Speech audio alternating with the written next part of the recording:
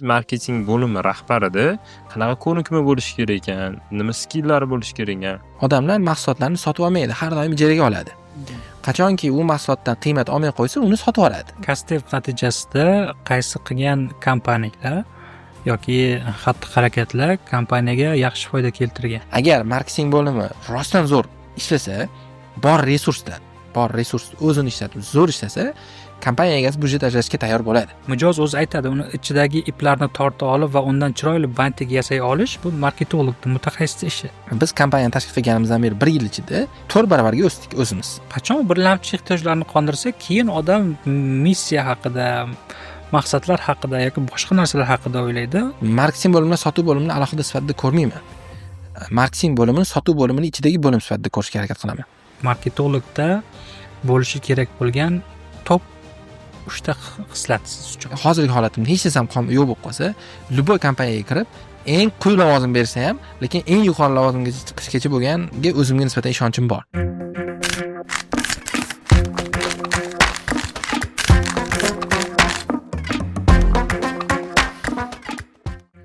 Salom, ismim Mehrojiddin, Kubik podkasti asoschilaridan biriman. Biza 2024-yil davomida 3-4 mavsumlarda tasvirga olishni Isomedia jamoasi bilan birgalikda hamkorlikda amalga oshirdik. O'ylaymanki, barcha sonlar sizlarga ham manzur bo'ldi. 2025-yilda siz o'zingizni mutaxassis sifatida jamoangizning xizmatlarini, mahsulotlarini Reels podkast formatida ko'rsatib bermoqchi bo'lsangiz, Isomedia jamoasini hamkorligini taklif qiladi. Ular bilan birga ishlab ko'ringizlar. Umuman olganda ular qisqa vaqt ichida maksimal katta yordam bilan sizlarga yordam beradi. Isomedia jamoasini tavsiya qilamiz. Isomedia jamoasi zo'r.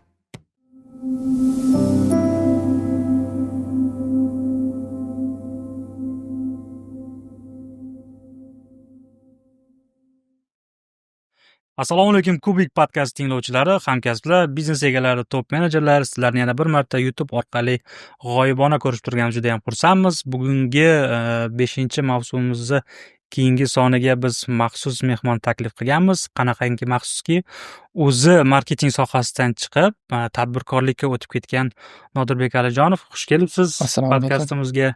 Bizaga yordam beradilar. Abdurashid aka, siz ham xush kelibsiz. Ham mehmon, ham speaker, ham birgalikda sizni maksimal marketing direktori sifatida ishlagan paytingizda va hozirgi pozitsiyangizda, ya'ni tadbirkor sifatida marketing bo'limidan kutuvlaringiz haqida, umuman raqamlar haqida, emotsiyalar haqida, shular haqida bir gaplashamiz.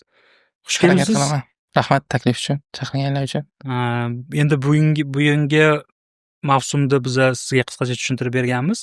Biz asosan suhbatimizda star modeli bo'yicha suhbatni olib borishga harakat qilamiz. Endi agar bilmaganlar uchun yana bir marta eslatib o'tamiz. Bu holat qanaqa bo'lgan, unga nima sizga vazifa tasdiqlab qo'yilgan, qanaqa harakatlar, action ishlab chiqilgan va uni rezultati, natijasi qanaqa bo'lgan, shu bo'yicha birma-bir gaplashsak, o'zi bizaga qiziq. O'zi har doim aytamiz, har doim o'zi podkastimizga o'zimizga qiziq bo'lgan odamlar chaqiramiz birinchi o'rinda. Ular bilan chunki o'zimiz maza qilib suhbatlashishimiz kerak. O'shaning uchun bizaga qiziq. Qanaqa qilib o'zi marketingga kelib qolgansiz? Adashmasam mutaxassisligingiz boshqa yo'nalishda? Oliy ta'lim. Yo'q, umuman birinchi qadamlar qanaqa bo'lgan? Men qisman bilaman-ku, endi baribir ham bilmaganlar uchun. Xo'sh, qisqacha o'zimni tanishtirib o'tib ketaman, chunki ko'pchilik tanimaydi meni. O'zi maqsadimiz ham shu. Yo'q, o'zimni meni maqsadim ham birov tanimasligini xohlaganman boshida. Aytaman, biz 5-mavsumda atayin shunaqa qilganmiz. O'zidan ham ko'ra loyihalari shu bo'lsa. Endi ismim Nodirbek, yoshim 24 da. Men endi bu yoqda boya gaplashganimizda aytdim-ku, boshqa nimalarni ko'rib chiqdim, nimalarni deb. Bu yerda haqiqatda biz birinchi sohaga kirgan paytimizda videolarni ko'rib yoki nomlarni eshitib, qanaqadir o'zimizga insight olgan odamlar chiqqanda, qaysidir ma'noda u nima bosadi baribir. Masalan, men taklif qilingan bo'lsam, men yosh odam sifatida baribir sir bosadi. Chunki xuddi o'zingizga qanaqadir sohaviy taraflama manfaat olsa bo'ladigan odam sifatida ko'rgan odamlaringizni o'tirgan joyga chiqishingiz. Shuning uchun boshida o'zimni nimani aytaman, men unaqa ko'p narsani bilaman, katta darajadagi odam degan narsani hech qachon da'vo qilmayman. 5 yil bo'ladi marketing sohasiga kirganimga. 19 yoshingizda kirib kelgansiz. 19 yoshimda sohaga kirganman. Kirishim shu bizni o'sha men o'zim uchun shunaqa nima qilib olganman. Senior darajadagi marketologlar bilan junior, middle darajadagi marketologlar, bizni darajamizdagi marketologlarning aksari shu 2020dan boshlangan aksarisini. Chunki undan oldingi marketologlarda chiqqanini backgroundiga qarasa, aksari masalan Westminsterda o'qib turib chiqqan, qanaqadir yoki MBA qilgan, chet elda o'qib kelgan, shunaqa odamlar dan bo'lgan chiqqanda asosan. Undan keyin shu 2020-yildan keyin bizni yo'nalishdagi aynan biz chiqib kelgan bitta joydan chiqib kelganmiz endi. O'sha davrda chiqishni boshlagan 2020-yilda. Bu biz to'g'ridan-to'g'ri SMMga borib taqalgan. SMMga borib taqalgan. 2020-yili SMM aktual. O'sha davrda o'zi aktualga boshlangan. Karantindan. O'zi 18da kirib kelishni boshlagan bo'lsa, 18, 19da, 20da bu nima berib yuborgan. Skachok berib yuborgan. Shunaqa. Odamlarning kutuvi boshqacha bo'lgan. Karantinda odamlarga eng katta keltirgan manfaatlardan bittasi shu deb o'ylayman men. Balki men shu sohada manfaat olganim uchundir balki. Ko'pchilik qiynalgandir, lekin shunaqa bo'lgan. 2020-yilda shu Najot ta'limda SMM o'qishdan boshlaganman. O'zi birinchi grafik dizayn o'qib ko'rganman. Grantga topshirib ko'rganman o'zi. Grantga meni o'rtog'im Sadriddin o'tda ishlardi. Men nima bo'ldi javoblarda unga yozganimda, Telegramda notebookda chiqadi-yu, chetida yozib chiqib qoladi-yu, uyda kelib. O'shanda Temur aka ko'rib qolib, keyin nima bergan. Tanish bilishlik bo'lsa olmaymiz deb отказ berib yuborgan. Men ola olmaganman. Bo'lmasa, talablarni zo'r bajargan edim. Keyin dizayn o'qib ko'rganman o'zim mustaqil. Tushunganman, menga emas u. Keyin SMM o'qishni boshlaganman. Uni ham qarzga o'qiganman SMMda. Temur akaga iltimos qilib, o'sha payt pul bo'lmagan, bitirgandan keyin beraman deb. Keyin shunaqa qilib o'zim birinchi oyligimdan keyin to'lab yuborganman. O'sha o'qib yurgan paytimda shu Abutek degan marketing agentство bo'lardi u payt. Keyin u polniy dasturiy ta'minotga asoslangan agentstvoga o'tib ketdi, yo'nalishni o'zgartirdi. O'sha joyda ko'p kompaniyalar bo'lardi. Shu Expressing Motor bo'lgan, Turan ullari bo'lgan, MyTaxi, yana ko'p kompaniyalar bo'lgan. O'sha kompaniyalarga yuritardi u marketing agentstvo. Xuddi sizlarda ham agentstvolar bor-ku. O'sha agentstvoga o'xshab kompleksniy marketing ko'rsatishga harakat qilinadi. Keyin o'sha joyda u yerda loyihalar bilan ishlangan. Men o'qishni bitirishim bilan deyarli agentstvoda nima qilganman, tajriba olganman. Undan keyin bir muddatdan keyin Najot ta'limda marketing bo'lim rahbari bo'lib tayinlanganman. Oradan shu 5 oy davr o'tgandan keyin. U davrlar ichida o'zimiz bu yoqqa kelib qolmaganmiz. Bizni ustozlarimiz ustimizda turadigan rahbarlar doimiy o'qishga nima qilardi. Men marketing bo'yicha oliy ta'limda tahsil olmaganman. Qara, zo'r unaqa qildik. Ya'ni SMMdan marketing kirib kelgansiz. Shu joyda Abutekda ish boshlagansiz birinchi. Ya'ni SMM menejeri sifatida ish boshlagansiz. Community manager bo'lib ishlaganman. Community manager bo'lib ishlagansiz. Nima ish qilgansiz? Sizga nima vazifa qo'yilgan? Nima siz kompaniyaga natija olib kelib bera olgansiz? Avvalo kompaniyaga, keyin o'zingizga nima olgansiz mijozga? Pochta shu community manager bo'lib ishga kirganman. Prosta Instagramga nima javob berib o'tiraman. Hozir u sun'iy intellektga o'tib ketdi. Unaqa odamlar уже kerak emas hozir. Chatbotlar bilan to'g'rilab qo'yishyapti-yu. O'sha paytda Instagramdan, Telegramdan yozganlarga, kommentlarga javob berib o'tirardim.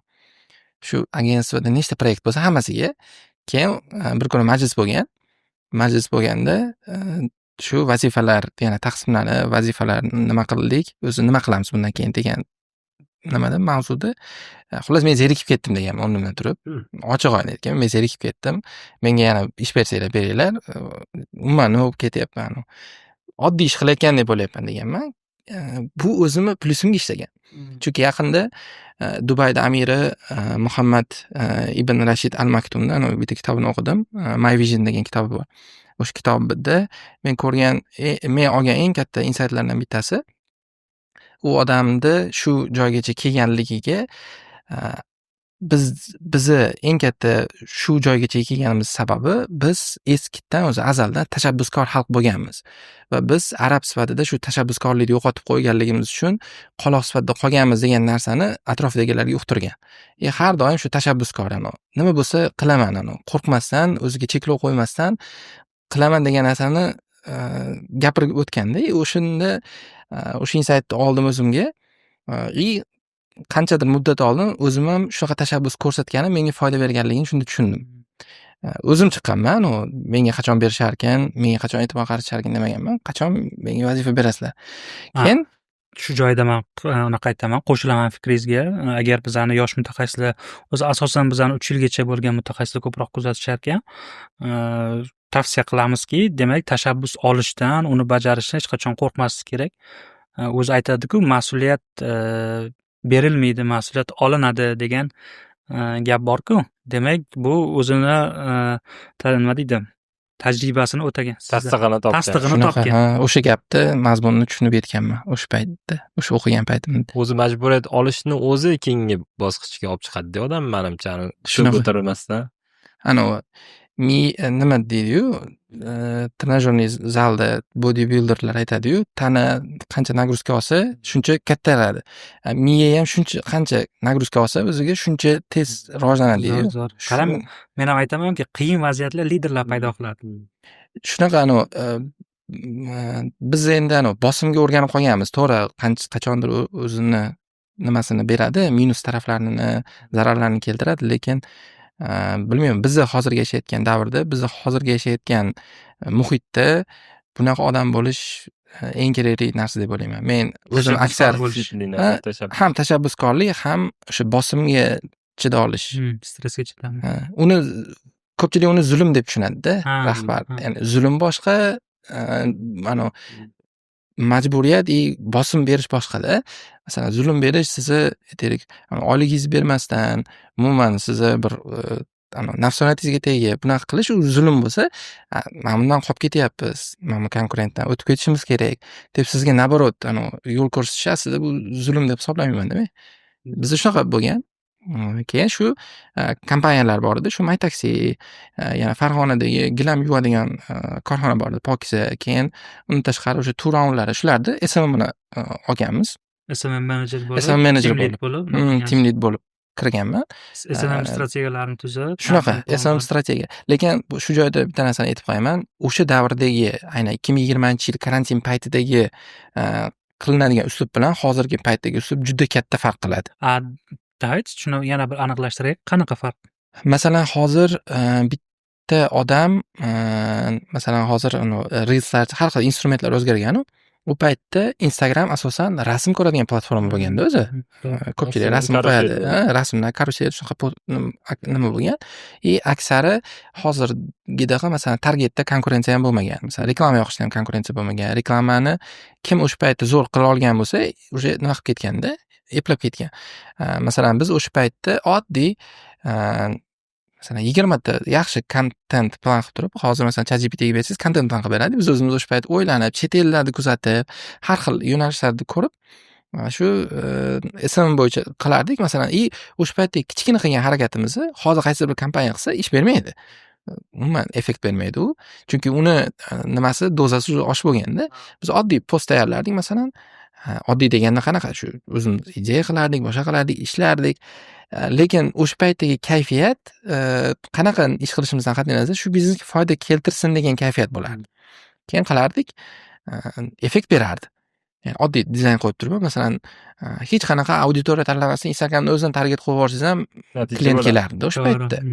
Hozir unaqa emas. Hozir oddiy kontentda ham konkurensiya bor, targetda ham konkurensiya bor, hatto budjet tikib turib effekt ololmayotganlar ko'pda. Hozir mijozni jalb qilish, uni diqqatini, e'tiborini olish juda borgan sari qiynalashib ketyapti-da o'zi. Qayerdadir o'qidim. Amerikada, adashmasam, Alisher Saif qaysi bir nimada aytgandi, Amerikada lead narxi nimaga nisbatan juda necha dollar, adashgan bo'lishi mumkin, lekin shu 50-60 dollarlar deganida bitta leadda. Hozir bizda masalan bitta leadda target dollar qo'yadi. Qimmat deydi. 2 dollar sentga ham olamizda. Masalan, biz o'zimiz ham 1 sentdan ham lead olgan paytlarimiz bo'lganda, u ancha kichkina nimada, u leadda narxi. Bu narsa haqiqatda yildan yilga o'zini ta'sirini ko'rsatyapti. Boshida masalan, hozir aytsa, kimdir bizga 5 yildan keyin O'zbekistonda lead narxi 20 dollar bo'ladi desa, ishonmaymiz. Hozir unaqa emas, u bir kun o'tgan hisobga bilinmaydi, lekin rostdan shunga borib ketyapti. Hozirgilar. Lekin u paytda bu ancha oson bo'lgan. Chunki nimalarda o'zida, tadbirkorlarda o'zida nima bo'lmas, tashabbus kam bo'lganda u paytda o'zida biznesni rivojlantiraman. 20-yil bilan uzr gapingizni bo'ldim. 20-yil bilan 25-yilni lid narxini hisoblab ko'raychi deganisi 20-yil hech kim hisoblamagan hamda. Shunaqa, hech kim hisoblamagan. Endi hisoblaganlar bo'lishi mumkin, lekin juda kam miqdorda. kam.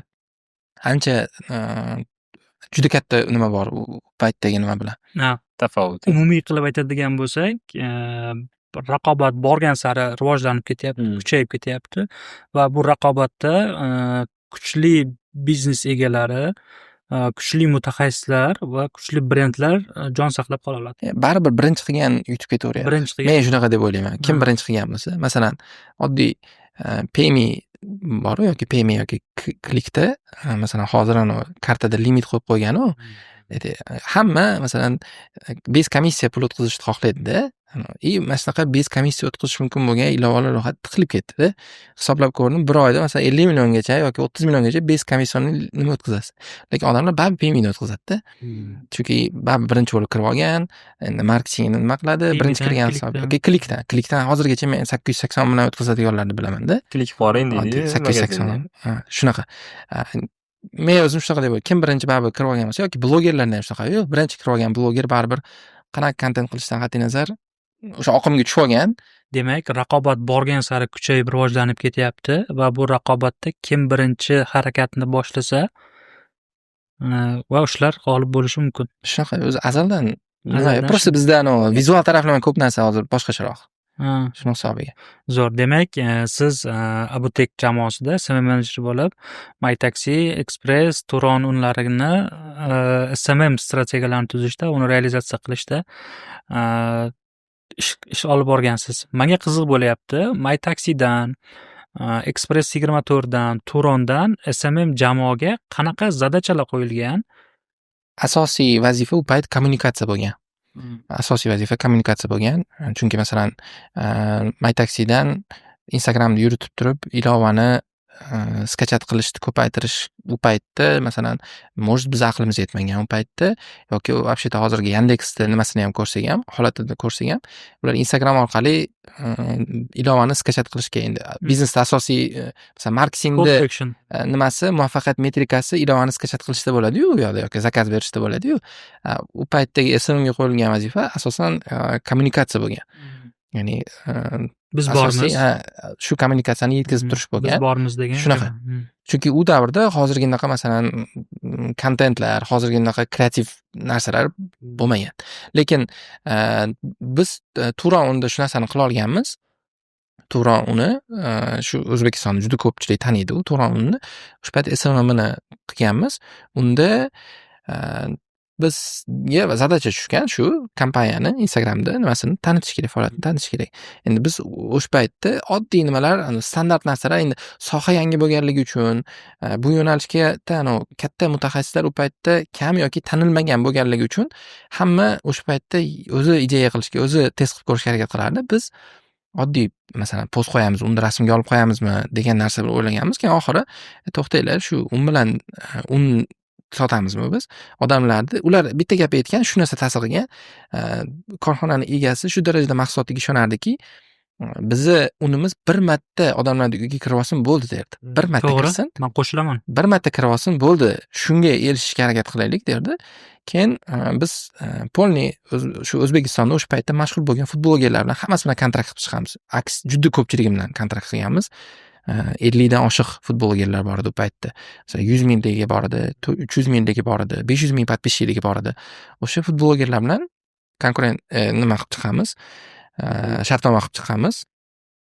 Unga ko'ra ular masalan biz Instagramga undan tayyorlangan taomlarni qo'yib borishni o'ylaganmiz o'sha paytda. Zo'r. O'sha moment uchun zo'r yechim. Undan tayyorlangan shu xamirli nima bo'lsa, shirinli bo'ladimi yoki xamirli ovqat bo'ladimi? Shularni videolarini qo'yib borishni o'ylaganmiz. Ularni kim tayyorlab beradi bizga desa, ularni shu futbolchilar tayyorlab beradi. Kelishardik, masalan, qaysidir bir futbolchiga bir oyda 30 kilo un beramiz. Evaziga u bizga 2 ta video tayyorlab beradi va 2 marta eng kamida o'zini storiesida tayyorlagan narsalarni Turondan qilganini aytib ketadi. Aytib o'tib ketadi. Shunaqa qilganmiz. Bunaqadan ko'pida endi nimalar. futbolgerlar, ular bilan kelishardik, shunaqa videolarni qo'yib borardik. Menimcha hozir ham shunaqa stilda nima ketyapti, davom etyapti. Lekin o'sha payt uchun bu yaxshi yechim bo'lgan. Ya'ni hamma video rasm bilan ishlayotgan paytda biz o'shanda tayyorlangan videolarni olib, ham u paytda lekin kollaboratsiya degan narsa bo'lmasdi-da.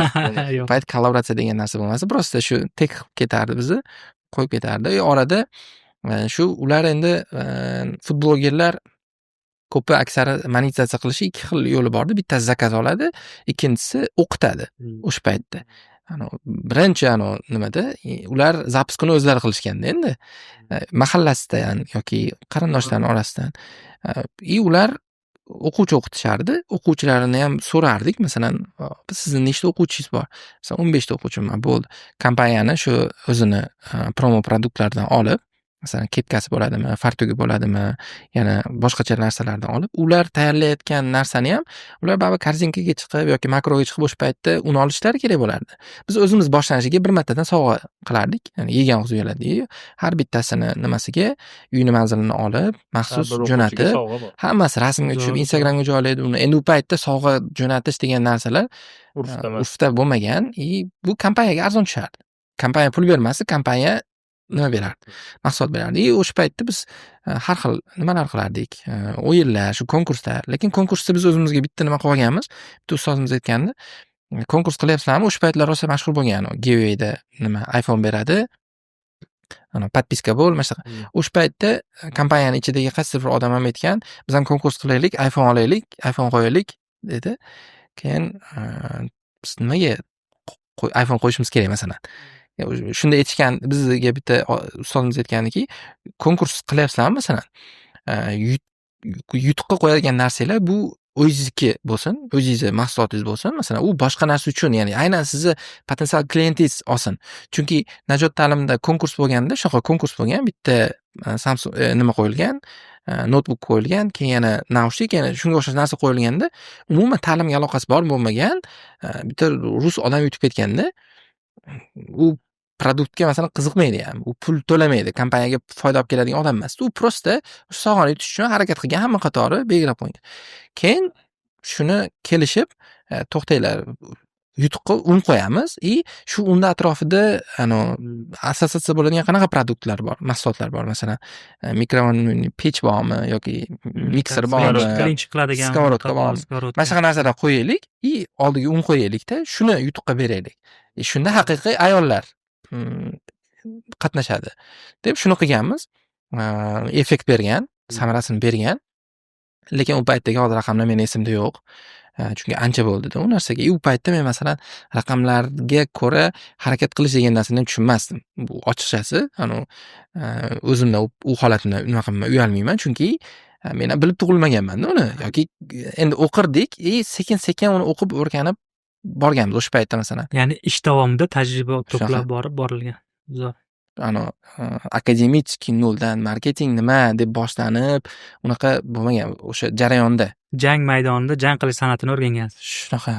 Undan keyingi bosqich nima bo'lgan Nodirbek? Keyin ishladingiz, tajriba bo'ldi, qanaqa qildinglar? Shu 5 oy agentsiyada ishlaganimdan keyin Najot ta'limda o'zi Najot ta'lim ham Abutekga berilgan edi, outsource bo'lgan edi, lekin o'sha paytda bizda kengayish bosqichi ketyapti. Bu nechinchi yilda? 2020-yilda o'zida. 2020-yilda o'zida boshlangan ish. Shu ustozimiz bu yoqqa o'tasiz degan. Keyin Najot ta'limda marketing media bo'limi rahbari bo'lib o'tganman bu yoqqa. Asosiy bizdagi vazifa bu o'quvchi jalb qilish, yangi produktlar ishlab chiqishda qatnashish va endi bizni nimamiz bo'yicha endi bilmadim. O'zi meni juda ko'p ta'riflar eshitganman marketingga oid bo'lgan, lekin shu paytgacha o'zimga yaxshi qulog'imga eshitilgan narsalardan bittasi masalan aytiladi-yu, qo'l yuvadigan joyda salfetka bo'lishi u servis deydi-yu. O'sha joyda salfetka bo'lish bo'lmasligi ham aslida marketingning ishi deb hisoblayman-da men. Chunki marketingda o'zi asosiy maqsadi klientni, ya'ni mijozni uni rozi qilib, cho'ntagidan pulini olish-u. Rozi qilib olish-u. Ertaga uni berganiga afsuslantirmaslik-u. Shuning uchun bizda o'sha ko'p qismiga aralashardik marketing bo'limi sifatida masalan. mijozlarni noroziligi, hamma narsasiga aralashishga harakat qilardik. Chunki bu xuddi o'zimizda uyimizdek, o'sha yerda qolardik, o'sha yerda uxlardik. Masalan, o'zimiz o'tirgan ofislarda yoki o'zimiz endi o'sha ko'chib keriladigan joyimiz bo'lgan, u yer oldin kalyanxona bo'lgan. Kalyanxona bo'lgan. O'zimiz masalan hech ham o'ylanmasdan o'zimiz tozalardik, o'zimiz artardik yoki yangi filialga chiqqanda masalan pollargacha bemalol artaverardik. Hech ham bilmadim. Men mana shu narsadan nima qilmasdim. Orinish bo'lmagan. Orinmasdi. Aksar ko'p odamda mana shu narsa qanaqadir nimasiga tegar ekan. Meni vazifam emas, meni mas'uliyatim emas degan narsa bo'ladi. Endi bilmadim. Odam o'zi uchun prosta tak shu yaxshilikni qilsam, o'zim uchun, kompaniyam uchun degan maqsadda qilsa, u boshqa masala. Lekin bular menga buyruq beryapti degan nuqtai nazardan qarasa, shunaqa bo'lishi mumkin-da, lekin menda unaqa bo'lmagan. Qilaverganmiz, muhitda o'zimiz oilamizdek bo'lib ketgan. Lekin jamoa oila degan narsani aytmoqchi emasman bu bilan, chunki boshqacha fikrlaman bu fikrga. Lekin biz o'sha paytda xuddi nimadek bo'lib ketganmiz, juda yaqin bo'lganimiz Aql bo'lganda hamma.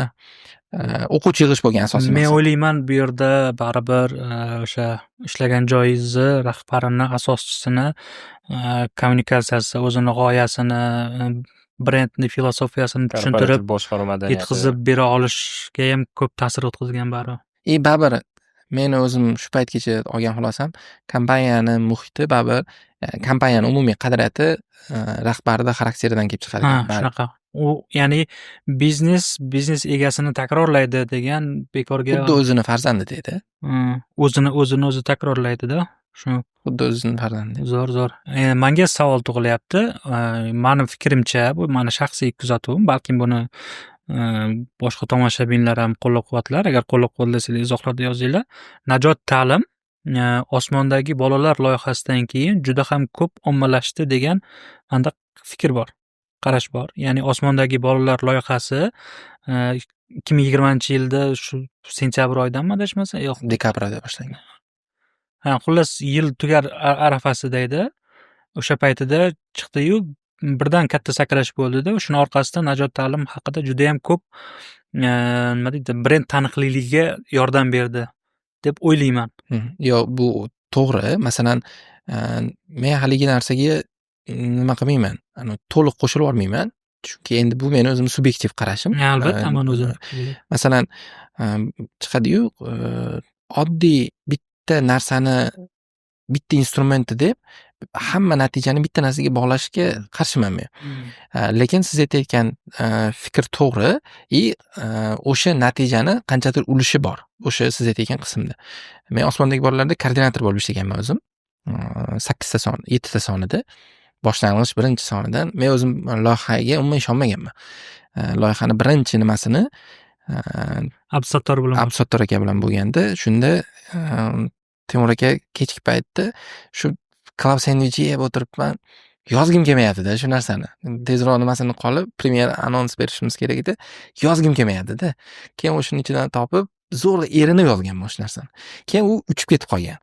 O'sha paytda uchib ketib qolgan. Shundan keyin bu aynan biz Najot ta'limni uning ichida reklama qilmaganmiz, lekin Temur akani chiqqanligi uchun, Temur akaga nisbatan odamlarda simpatiya uyg'onganligi uchun u o'z-o'zidan brendga ta'sir qilgan. Masalan, hozirgi ko'p tadbirkorlar shaxsiy brend yuritadi, evaziga monetizatsiya sifatida o'zining biznesini qiladi-yu, osmondagi bolalarda shunaqa bo'lgan. Osmondagi bolalarda ham brend egasiga nisbatan ishonch, davriya bo'lganligi uchun, masalan, bizning konversiyamiz tezroq, yuqoriroq bo'lgan. Ungacha bo'lgan, masalan, lead oqimi o'zi, lead generatsiya ham yomon bo'lmagan. Chunki biz masalan, bu statistikani bemalol aytaman, bir oyda aytaylik, bizga nomini aytmayman, bitta kompaniyadan kelishuv, ya'ni do'stona ham nimalik qilaylik, miting qilib turaylik, o'sha paytda kelishib turaylik, qilayotgan ishlarimiz bo'yicha-da. KPIlar nima deb so'raganman o'sha paytda. 2021 yanvar paytlari edi. KPI'miz bir oyga 5000 ta lead olib kelish degan. 5000 ta lead olib kelish degan. Biz o'sha paytda Najot ta'limda bir oyga 60 ta 70 ta lead olib kelardik. Qo'yil, uni обработка qilish. Обработкасы juda qiyin bo'lardi. Biz masalan imtihon degan narsalar shundan keyin kelib chiqqan. Masalan, boshida ochilayotgan imtihon qilamiz, unaqa narsalar bo'lmagan. Aytadi-yu, haligi gap bor-ku, biznesda mijozlar oqimi zo'r bo'lsa, ta'minotni zo'r qilishing kerak. Biznesda mijozlar oqimi kam bo'lsa, sotuv bo'limini yaxshi qilishing kerak deydi-yu. O'sha paytda bizda anavi ta'minotda уже nima bo'lgan? Muammo bo'lgan. Joyi yo'q masalan. Bizning ta'minotimiz endi o'quvchiga joy yaratib berishda endi. O'qituvchi bilan joy bilan ta'minlab berish. O'sha paytda juda ko'p o'chirtlar bo'lardi masalan. Oldindan pul to'lov qilish degan narsalar shundan keyin joriy qilingan. Hech qaysi biznes baribir o'zini-o'zi unaqa etapga kelib qola olmaydi. O'sha qanaqadir bosqichga yetgandan keyin o'zini o'sha narsaga ishonch hosil qilsa keyin bo'ladi. Bizda shunaqa bo'lgan. Nimada osmondagi bolalarda bu narsaga ta'siri bo'lgan, обязательно bo'lgan. Buni inkor qilmaymanmi? Lekin to'liq shu narsani rivojlanib ketishda mana shu narsani asosi bo'ldi degan gapga qo'shilmayman. Chunki uni orqasida boshqa harakatlar ham bor. Men ham shuni aytmoqchi edimki, ya'ni bu faqat shu asos emas. Ya'ni tomchi yig'ilib, oxirgi tomchi kosanimda unaqa boradi-yu, toshirib yuboradi-yu. O'sha toshiradigan oxirgi emas-u, navbatdagi tomchi osmondagi bolalar loyihasi bo'ldi. Shu g'oyani men yaxshi qo'llab-quvvatlayman. Keyin men Najot ta'limda men kuzatgan eng yaxshi bitta metod bor edi. Balki uni bilib qilishardi yoki bilmay qilishardi. Bu haqida Temurbek akaga ham aytgandim. Kursda o'qiyotgan bolalarga blog ochtirish va blog kursdan olgan ma'lumotlarini, olgan bilimlarini yozdirish va kanalga qarindoshlarini, do'stlarini, sinfdoshlarini qo'shtirish degan majburiyati bor edi. Bu zo'r xod deb, ya'ni zo'r yurish deb o'ylayman. Chunki ko'radi, bu deydi zo'r narsalar o'rganyapti ekan. Chunki bizada ana qo'shnini bolasi, ammasini o'g'li, unaqada o'g'li degan odat bor-da. Bizda kulturniy kod degan narsamiz bor. Ya'ni baribir bizda solishtirish bor-da. Ko'pchilik bu yomon deb o'ylaydi-yu, lekin aslida bu yaxshi narsa, solishtirish. Yaxshi tomonlama olib qoladigan bo'lsa va solishtirganda qara deydi, palonchini o'g'li deydi, shu yoqqa borib bu narsani o'rganyapti, sen ham borib o'rgan deb qaysidir ma'noda ko'proq oqimni, ko'proq litlarni olib kelishiga yordam bergan. Bu narsani men Temurbek akaga aytganimda, Temurbek aka hayron qolgan, hatto o'ylamagan ekan mana bu narsani degan. Ko'p narsa o'sha paytdagi intuitsiyadan kelib chiqqan. Unaqa uni oqibati nima bo'lishi masalan o'ylangan, lekin boshqacha reaksiyalar ham berib olgan bo'lishi mumkin-da. O'sha paytdagi holatda yoki mana siz aytgan narsani hozir masalan Otabek aka ayvash bloger qilyapti hozir. O'zini kursi bor, o'shanda video qo'yasan deyapti-yu.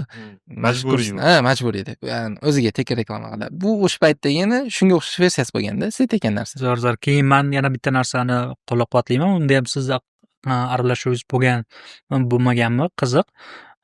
O'sha paytda sizlar birinchi ochiq darslarni tashkil qilardingizlar. Yoshlar markazlarida o'sha payt davlat ishida ishlardim. Siz bizga ko'p yordam bergansiz. Mehrojin aka davlat tashkilotida ishlagan o'sha paytda juda ko'p shu davlatga oid bo'lgan masalalarda qo'llab-quvvatlagan. Hech qanaqa provasiz, hech qanaqa manfaatsiz, xuddi ta'limga hissasini qo'shadigan odam sifatida metsenat bo'lib yordam bergan. Endi shu joyda aytib ketishim kerak. Birinchi men Hadrada kvartiram bo'lardi. Yo'q, Jangohda kvartiram bo'lardi. Toshkentga birinchi ko'chib kelganimda, davlat ishiga kirganimda, shu kechqurun sayrga chiqadigan odatim bor. Kechqurun sayrga chiqqanimda Xadra filiali endi ochilgandi. Shunda kirganman-da. Avgust oyida ochilgan. Men 26-avgustda Toshkentga kelganman. Birinchi marta Toshkentga 26-avgustda kelganman. Kirib, keyin kirsam Temurbek aka o'tirgan ekan. Men uni hattoki biznes egasi deb ham tasavvur qilmaganman. Oddiy bir ishchi deb o'ylaganman-da. Ko'pchilik shunaqa deb o'ylaganman. Keyin kirganimda men taklif qilgandim. Aka, men davlat ishida ishlayman, yoshlar tashkilotida ishlayman. Davaychi birgalikda loyihalar qilaylik. Davlat tomonidan nima yordam kerak bo'ladigan bo'lsa, men o'rtada turib, ko'prik bo'lib connect qilib beraman. Qarang, o'zingizda ham tashabbuskorlik bo'lganda o'sha paytda. Keyin zo'r yordam bergan, haqiqatda yordam bergan. Keyin Temurbek aka bilan shunda ham win-win qilishni o'ylaganmiz. Qanaqaki, biza o'sha paytda davlatda zadachasi bor edi. Zadacha qanaqaki, bizani bo'limga berilgan zadacha, davlat zo'r loyihalar qiladi. Faqat u loyihalarni ommalashtirishga, yoshlarni jalb qilishga qiynaladi. Chunki davlat ishida ishlayotgan mutaxassislarda yaxshi insonlar hammasi, unaqa ko'nikmalar yo'q. Va ular bilmagani uchun shu ishni qiladi degan menda gumon bor edi, yaxshi gumon.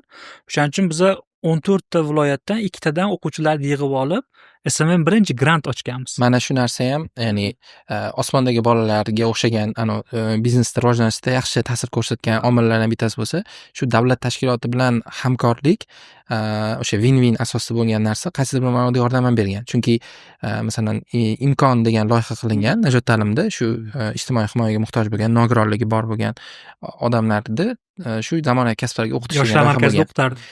O'sha loyiha ham kelib chiqishi Facebookda Yoshlar ishlan ketdagi rahbari Alisher Zafarovichni kimdir qilib shu masalada murojaat bildirganda, keyin Muhammadjohir ustozimiz Temur akani qilib, keyin shu borada loyiha ishlab chiqilgan. Shu loyihani olib borishda masalan biz o'zimiz ham dars berganmiz o'shanda imkonda va bu ko'p blogerlarda tarqagan ham. Chunki bu xolisona haqiqatda hech qanaqa Ijtimoiy loyiha. hech qanaqa moddiy manfaat ko'zlanmasdan qilgan nima bo'lganligi uchun yaxshi PR bo'lgan. Ya'ni PR bo'lganda brendni imajiga yaxshi ishlagan bu. Brend imajiga yaxshi ishlagan va bu narsa masalan televideniyada e'lon qilingan, katta tashkilot nimalar, tadbirlar o'tkazilgan. Bu ham bir effekt bo'lgan. Butun O'zbekiston bo'yicha tanilishdi.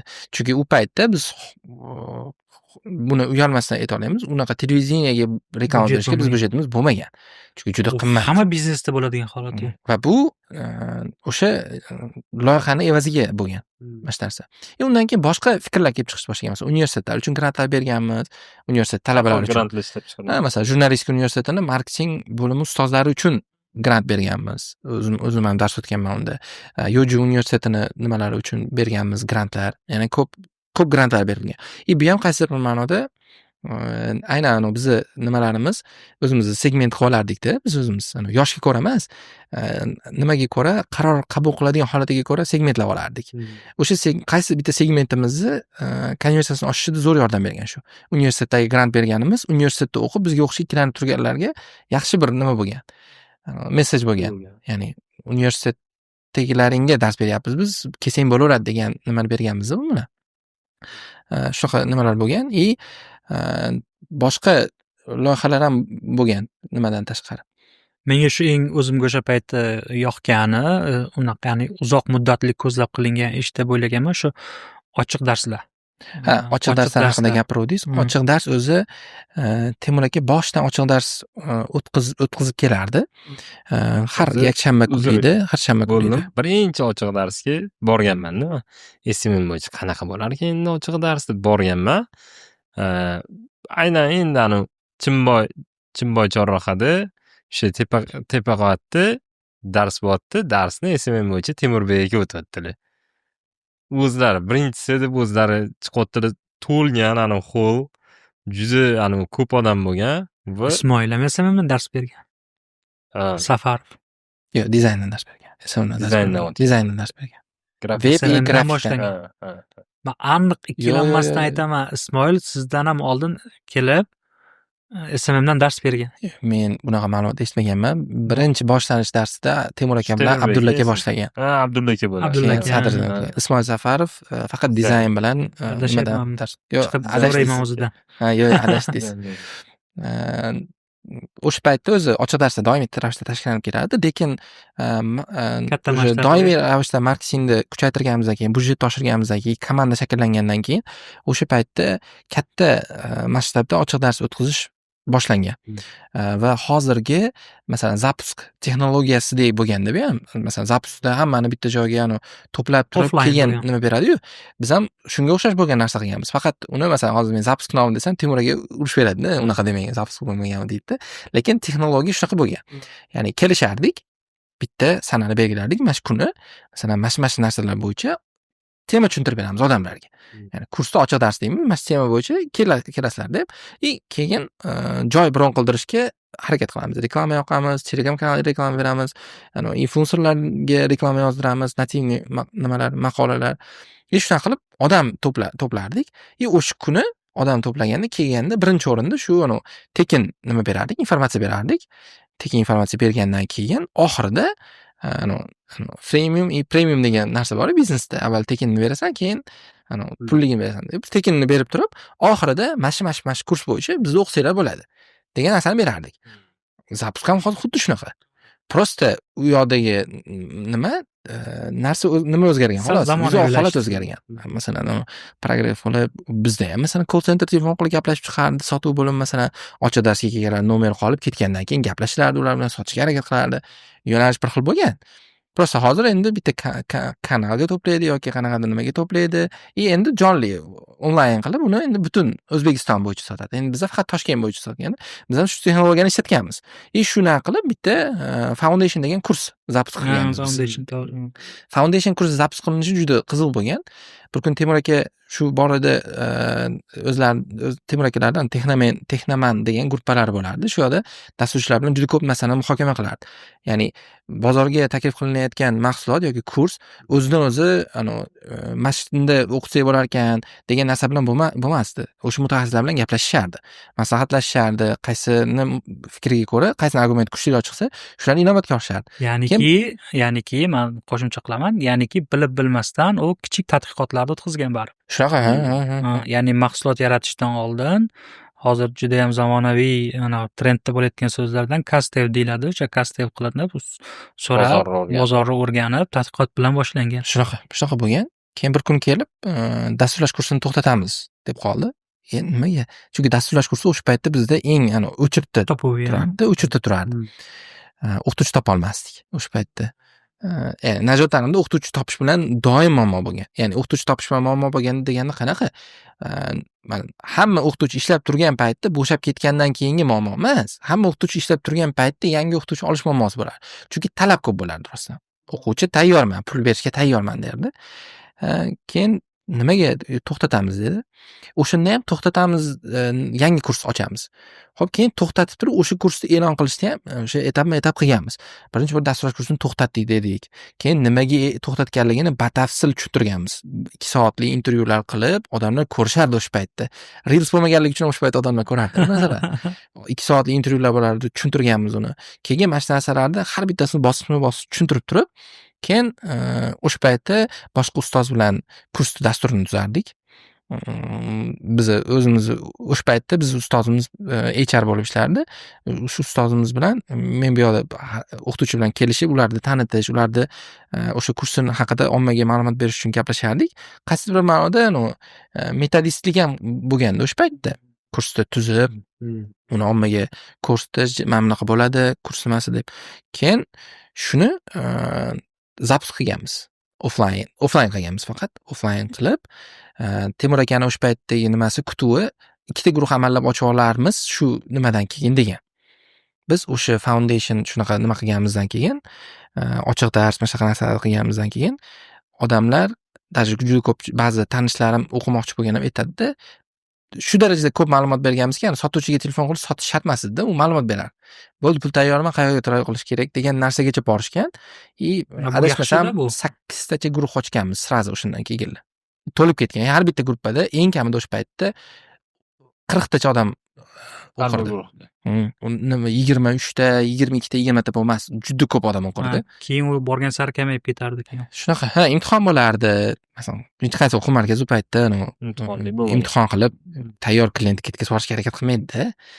Endi bu biznes egasini maqsadi boshqa bo'lganligi uchun bu ish bergan. Biz ham o'sha paytda qo'limizdan kelgan, o'sha paytda aktual bo'lgan instrumentlarni ishlatganmiz. Ish bergan. To'g'ri, endi kimdir aytishi mumkin, faqat Instagram yuritishgan ekan, faqat Telegram ishlatishgan ekan deb. Bizni maqsadimiz faqat ataylab Instagram yuritish yoki Telegram yuritish bo'lmaganda, prosta biznes egasi qo'ygan talabni bajarib berish bo'lgan. Ya'ni biznes egasi kutyapti o'quvchi yig'ilishini, korxonaga pul kelishini, shu bilan keyin boshlanadi hamma proses. Pul kelmasa hech qaysi proses boshlanmaydi. Biz o'sha proses yaxshilanishi uchun o'sha paytdagi aktual narsalarni ishlatganmiz. Ishlata olmagan narsalarimiz bor, lekin unga pulimiz bo'lmagan. Va bu normal edi u paytda. Qarz olib turmaymiz uni masalan. Uni nimasi javobgarligi bor baribir. Keyin shuni qilganmiz, effekt bergan. Najot ta'limda 2 muddatdan oshiq marketing bo'limi rahbari boshlaganman. Har qanchada muddatda nima bo'ladi, rotatsiya bo'lardi. Ishlaganman. Demak, meni tushunishim bo'yicha, o'zi har doim hamma biznesda bu bor holat. Biznes vazifa bo'ladi, ya'ni biznes zadacha bo'ladi, marketing zadacha bo'ladi va kommunikatsion zadacha bo'ladi-da. Demak, sizlarga biznes zadacha qo'yilgan, biznes egasi tomonidan, Temurbek aka tomonidan va marketing jamoasi sizni rahbarligingizda o'sha biznes zadachani yechish uchun protsesslar qurish, jarayonlarni tuzish bilan shug'ullangansiz va buni ijtimoiy tarmoqlarda offline ETL, BTL deyiladi, o'sha kommunikatsiyalarda ko'rsatib, tadbirlar uyushtirib, unaqa qilib bergansizlar va bu ya'ni biznes egasi va marketologni bitta mahrajda gaplashishi va bir-birini tushunishi, mohiyatini anglashi ko'rib turganimizdek ham mutaxassisga foyda keltiryapti, ham biznesga foyda keltiryapti va hamda mijozga foyda keltiryapti. Ya'ni uchta tomonlama yutuq bo'lyapti-da, g'alaba bo'lyapti-da. Zo'r. Hammani manfaati bir edi-da. Ya'ni kimdir demak boshdanoq biza endi manimcha siz ham tavsiya qilsangiz kerak, boshdanoq anglab olish kerak. Avvalo biznes egasi nima xohlayotganligini, nima uni kutuvlari qanaqaligi va hech bo'lmasa bormoqchi bo'lgan yo'lini tushunib olish kerak va o'zini jamoasiga o'zini g'oyasini, filosofiyasini, strategiyasini tushuntirib bera olish kerak. Endi menga qiziq, endi hozir biz ko'proq muvaffaqiyatli loyihalar haqida gaplashdik. Hamma korxonada bitta fail bo'ladi. Masalan, muvaffaqiyatli deb ko'rinishi mumkin u unaqa mijozlarga, lekin uni orqasida aslida sizlar o'zinglar ko'ngilinglar to'lmagan bo'lishi mumkin yoki o'sha loyiha fail bo'lgan bo'lishi mumkin. Bitta misol aytaman. Biz o'tgan 3-mavsumda adashmasam Samira Latipova bilan podkast uyushtirganmiz. Podkastda menga juda yoqgan o'sha Express 24 bir qilgan ishi. 12ga 1larga yaqin hammaga уведомление jo'natib, xabar jo'natib, obed qayerga qilishga kelanmanglar, biz yetkazib beramiz degan ma'noda xabar jo'natgan. Zo'r ish qilgansizlar deb aytyapman. U kishi aytyapti, "Va meni eng qiynagan, eng gap eshittirgan proyektim bu", deyapti. Nimaga desa, chunki o'sha ishni qilganimdan keyin serverlar ko'tarmagan, dastavkalar vaqtida yetib bormagan. Ya'ni pul to'lab biz e'tiroz sotib olganga o'xshab qolganmiz degan fikr aytgan. Zakaz ko'payardi. Shundoq ham obedga zakaz ko'p kerak emas edi u narsa. Bu meni tashabbusim bilan, unaqam bilan bo'lgan va bu yaxshigina menga dars bo'lgan degan fikrda aytgan-da. Hamma marketologda orqasida nima deydi, fillar qabristoni deydi-yu.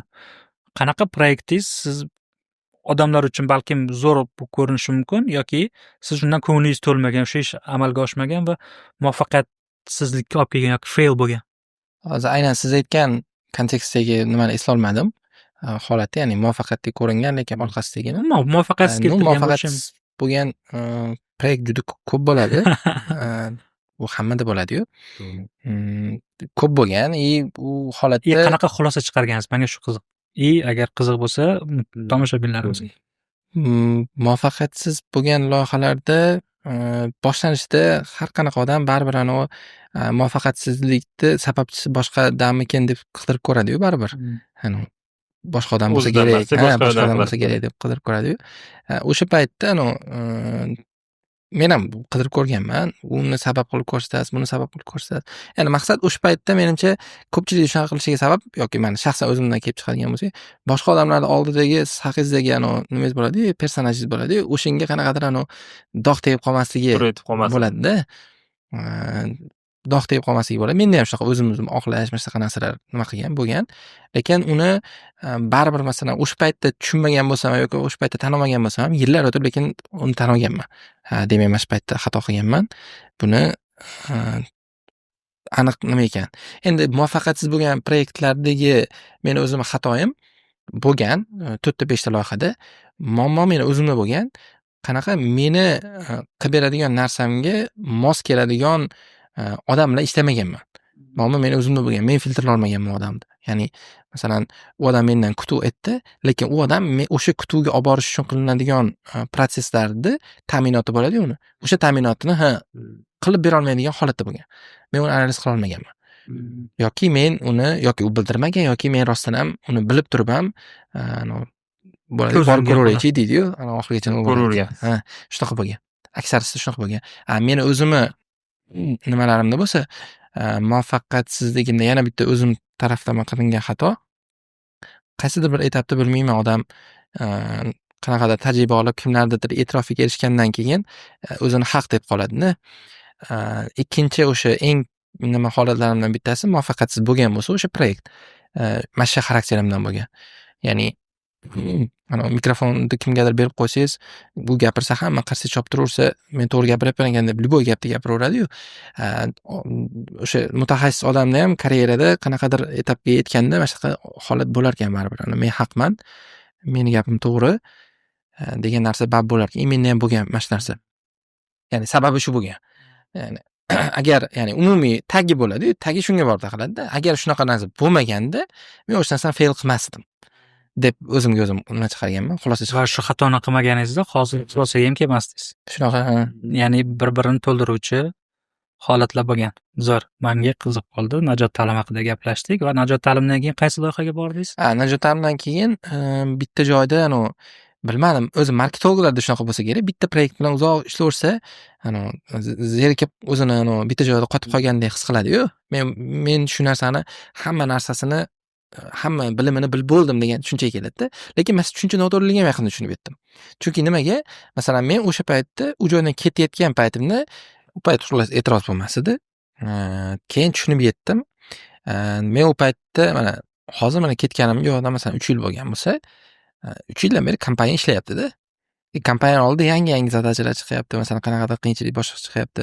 O'zim tushungandan so'ng prosta men o'sha paytdagi bozor muhiti shunaqa yaxshi bo'lganligi uchun, odamlarda talab bo'lganligi uchun, odamlarda vaziyati shunaqa bo'lganligi uchun men ishim yaxshi ketaverganda. Lekin agar o'shandan beri ishlayib yurgan paytim bo'lganda, yana yangi narsalar chiqib kelaverardi, yana yangi muammo chiqardi, uni hal qilishim kerak bo'lardi. Ya'ni yangi holatlarga tushaverardi. Yangi holatlarga tushaverardi, lekin o'sha paytga tushgan holatimda men hamma narsani bilaman degan fikr kelib qoladi. Shunaqa bo'lgan, keyin ketganman. U yoqdan shu hamma nimalarni kelishib, roziliklarni olib ketib, o'zim keyin mustaqil birinchi shu Yaponiya raqamli universiteti bor, Japan Digital University deydi. O'sha universitetdan taklif tushgan. Shu marketing bo'limini nima qilishga, boshqarishga. Keyin u yoqdan taklifni olib 2022-yili yanvar oyidanmidi? 2022-yil yanvar oyidan taklif tushgan, nima qilishimiz kerak marketing bo'limiga deb. U paytdagi zadacha qanaqa bo'lgan? Ma'lumot uchun o'sha paytda hozirgi informatsiyasi haqida, oxirgi yillar haqida tanishmasman. O'sha paytda universitet O'zbekistondagi eng qimmat kontraktli universitet bo'lgan. 61 million 900 mingmi, 62 millionmi bo'lgan narx, o'sha paytdagi narx. Ko'pchilik Tim universiteti deydi. Tim universiteti tushirgan. Tim universiteti eng qimmat chiqqan paytda ham 50 millionmi bo'lgan.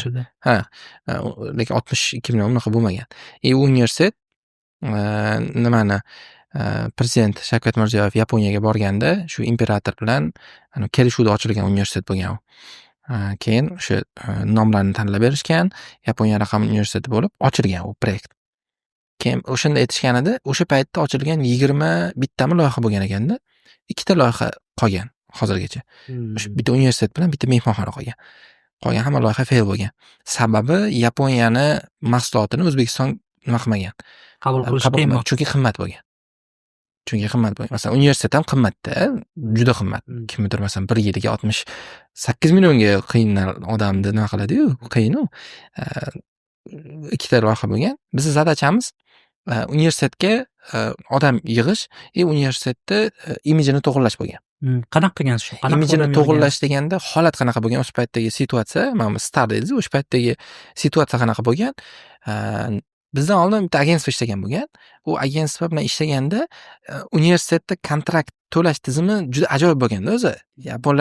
Yaponlarda ko'pchilik rivojlangan deydi-yu, to'g'ri rivojlangan, lekin juda konservativniy xalq. Juda konservativniy xalq. Masalan, onlayn to'lov tizimi eng qoloq davlatlardan bittasi Yaponiya deyiladi. Naqd pul juda ko'p nima qilinadi. Chunki yosh kattalar ko'p u yoqda. Konservativniy masalan. Birorta tadbirga tayyorlanish bo'lsa ham, salfetkalar joylashuv qanaqa bo'ldi? Juda ko'p majlis o'tkazishadi. O'zbeklardan ham o'tib ketgan darajada ko'p majlis o'tkazishadi yaponlar. Farqli tomoni foydali bo'ladi. Ko'proq action plan degan narsaga ko'p qarashadi. Nima? Plan qanaqa bo'ladi? Nima qilib harakat qilamiz deydi. Juda ko'p uzoq tayyorgarlik ko'rishadi. Bolchani uzoq charxlashadi. O'sha paytda universitet kontrakt tizimi chalkash bo'lganda, ya'ni chalkash bo'ladi deganda, siz universitetga kirganingizdan keyin birinchi 12 million to'laysiz. Keyin qolgan 49 millionmi qoladi-da. Keyin u qolgan 49 millionni siz ishlash davomida universitetda o'qib turib ishlasangiz bo'lardi-da. O'sha ishlash davomida topgan pulingizni to'lashingiz mumkin edi. Agar to'la olmay qolsangiz, bitirib ketganingizdan keyin u Yaponiya kompaniyasiga ketkazishni kafolat etdi universitet. O'sha joyga borganingizda sizni oyligingizdan ushlab qoladigan tizim bo'lgan. Xohlasangiz o'sha davrda o'zi to'lab olasiz. Xohlasangiz boshqa 4-kursgacha to'lab olasiz, lekin sizni bo'yningizga har yili 61 milliondan pul ketadi. O'sha 200 qanchadir million. Lekin bizdan oldingi ishlagan agentство universitetda kontrakt miqdori 12 million deb hamma joyda reklama berib yuborgan. Hamma joyda reklama berib yuborgan. 12 million deb berib yuborgan. Keyin endi 12 million desa Yaponiya universiteti osonda, bo'ldi boraman, o'qiyman deydi. Jalb qilish oson. Keyin borgan, odam to'plangandan keyin ota-onalar o'sha yerda o'zida 49 million temaki chiqib kelgan. Negativga sabab bo'lib qolmaganmi? Katta negativ. Juda dahshatli darajada bo'lgan. Unga 49 million chiqib kelganda, zalda o'tirganlari deyarli ko'pchiligi ketib olgan. Deyarli aksari senlar yolg'onchisan, nimaga aldab? Chunki 49 million katta summa bo'lganda, hozir ham katta summa emas, masalan, ozgina pul qo'ysangiz mashina beradi masalan. U 4 yil yana. 4 emas, 4,5 yil. 4,5 yil. Ya'ni yarim yillikka pul. Shunaqa. Keyin ketib olgan. Yanvarda chaqirganda vaziyat xuddi shuni qo'ygan. Telegramga post qo'yganini qo'rqardik. Men kelishim bilan Telegramda obsujeniya bor-ku, komment yozsangiz bo'ladigan. U endi ochilgan payt. Men o'sha ulab qo'yganman-da. Keyin post qo'yishimiz bilan ketdi, odamlar tayyor turardi. Shunaqa negativ yozardi. Bu yolg'on, bu yolg'on, bu yolg'on. O'zini talabalarning orasidan yozardi, boshqa qilardi. O'chirib qo'yinglar deyishardi. Rahbariyatdan buyruq kelardi, o'chiringlar. Men o'chirmayman derdim. Men o'chirmayman. Nimaga? Masalan, kimdir sizdan gumon qilib, sen o'g'risan, men pulni olgansan, indamasdan turaversangiz sizni deb o'ylaydi-yu. Indamaslik ham bu gumonni kuchaytiradi-yu. Yo'q deganmanda, o'chirmaymiz deb har bitta odamga javob berib o'tirardik. Har bitta odam bilan gaplashib o'tirardik. O'sha kommentda yozadimi yoki direktda yozadimi, telefon qilib bo'lsa, telefon hammasini qilardik. Keyin sotuv bo'limi bilan biz birga ishlardik. Sotuv bo'limi bilan hamma narsamiz uzviy bog'liq edi. Keyin universitetda mana shu narsa yolg'on emasligini o'zi aslida boshqa bundan oldin kirgan talabalarim bo'lganda 60 nechtachami? Yo'q, 60 tachaga ham bormasdi. Nechta talaba bor edi. Hamma talabalar bilan intervyu olganmiz.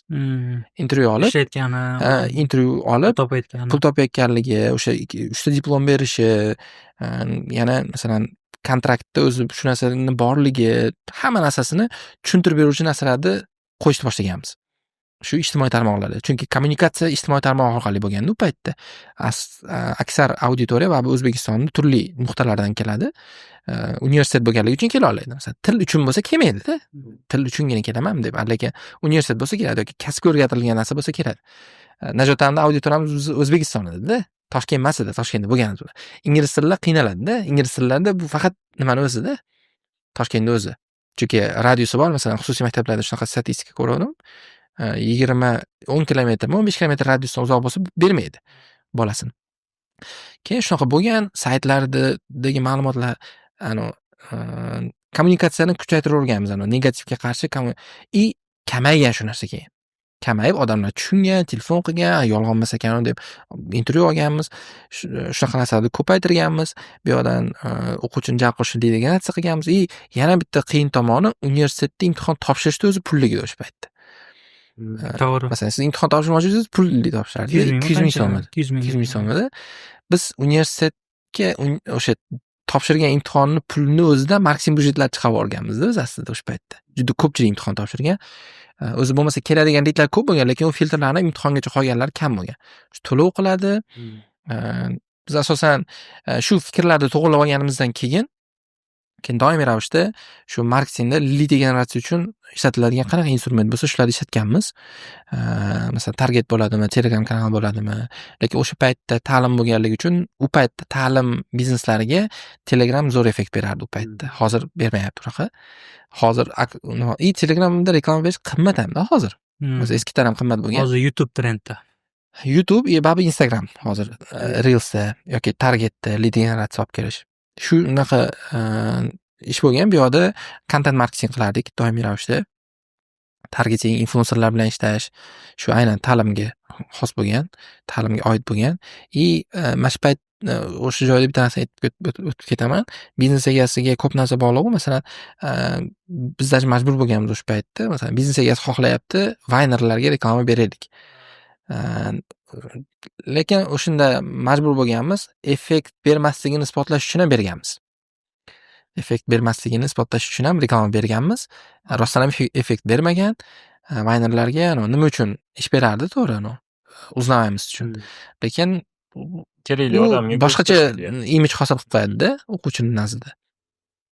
Shunaqa imkon boricha shu ta'limga aloqador bo'lgan, ta'limga oid bo'lgan marketingdagi o'sha instrumentlar, Telegram, SMS rassılka nima ketsa yoki avtozonok bo'ladimi, audiosini yozib olib yoki SMS push qilish bo'ladimi yoki qanaqadir ta'lim bo'yicha proyektlar bo'lsa, ular nomeri bo'lsa, nomerini olib SMS jo'natish bo'ladimi? Shu narsani ham qilganmiz. Endi hozir kimdir ko'rsa noqonuniy bu deyish mumkin, lekin juda ko'p kompaniya qiladi bu ishni baribir. Nomer sotishadi, oladi, nomerga SMS jo'natadi. Masalan, o'shaqa usullargacha ishlatganmiz. Yil oxirida biz marketing byudjetimiz общий yillik $300,000 bergan. Yillik. Bu bizda qabullar sezonli bo'lardi-da. 1 oy yoki 2 oy deb. Yanvar bo'lsa, yanvar, fevral, mart, aprel, may, iyun, iyul, avgustgacha. Sentyabr ham bor, 9 oy. 9 oyga $300,000 byudjet bergan o'sha paytda. Keyin biz hisoblaganimizda $45,000 pul ishlatganman общий. $45,000 ishlatib, KPI'da hozir 80 nechadir foiz bilan yopganmiz. O'sha paytdan beri hozirgacha, oxirgi eshitishimga qaragacha o'sha o'quvchi hali yig'ilmagan.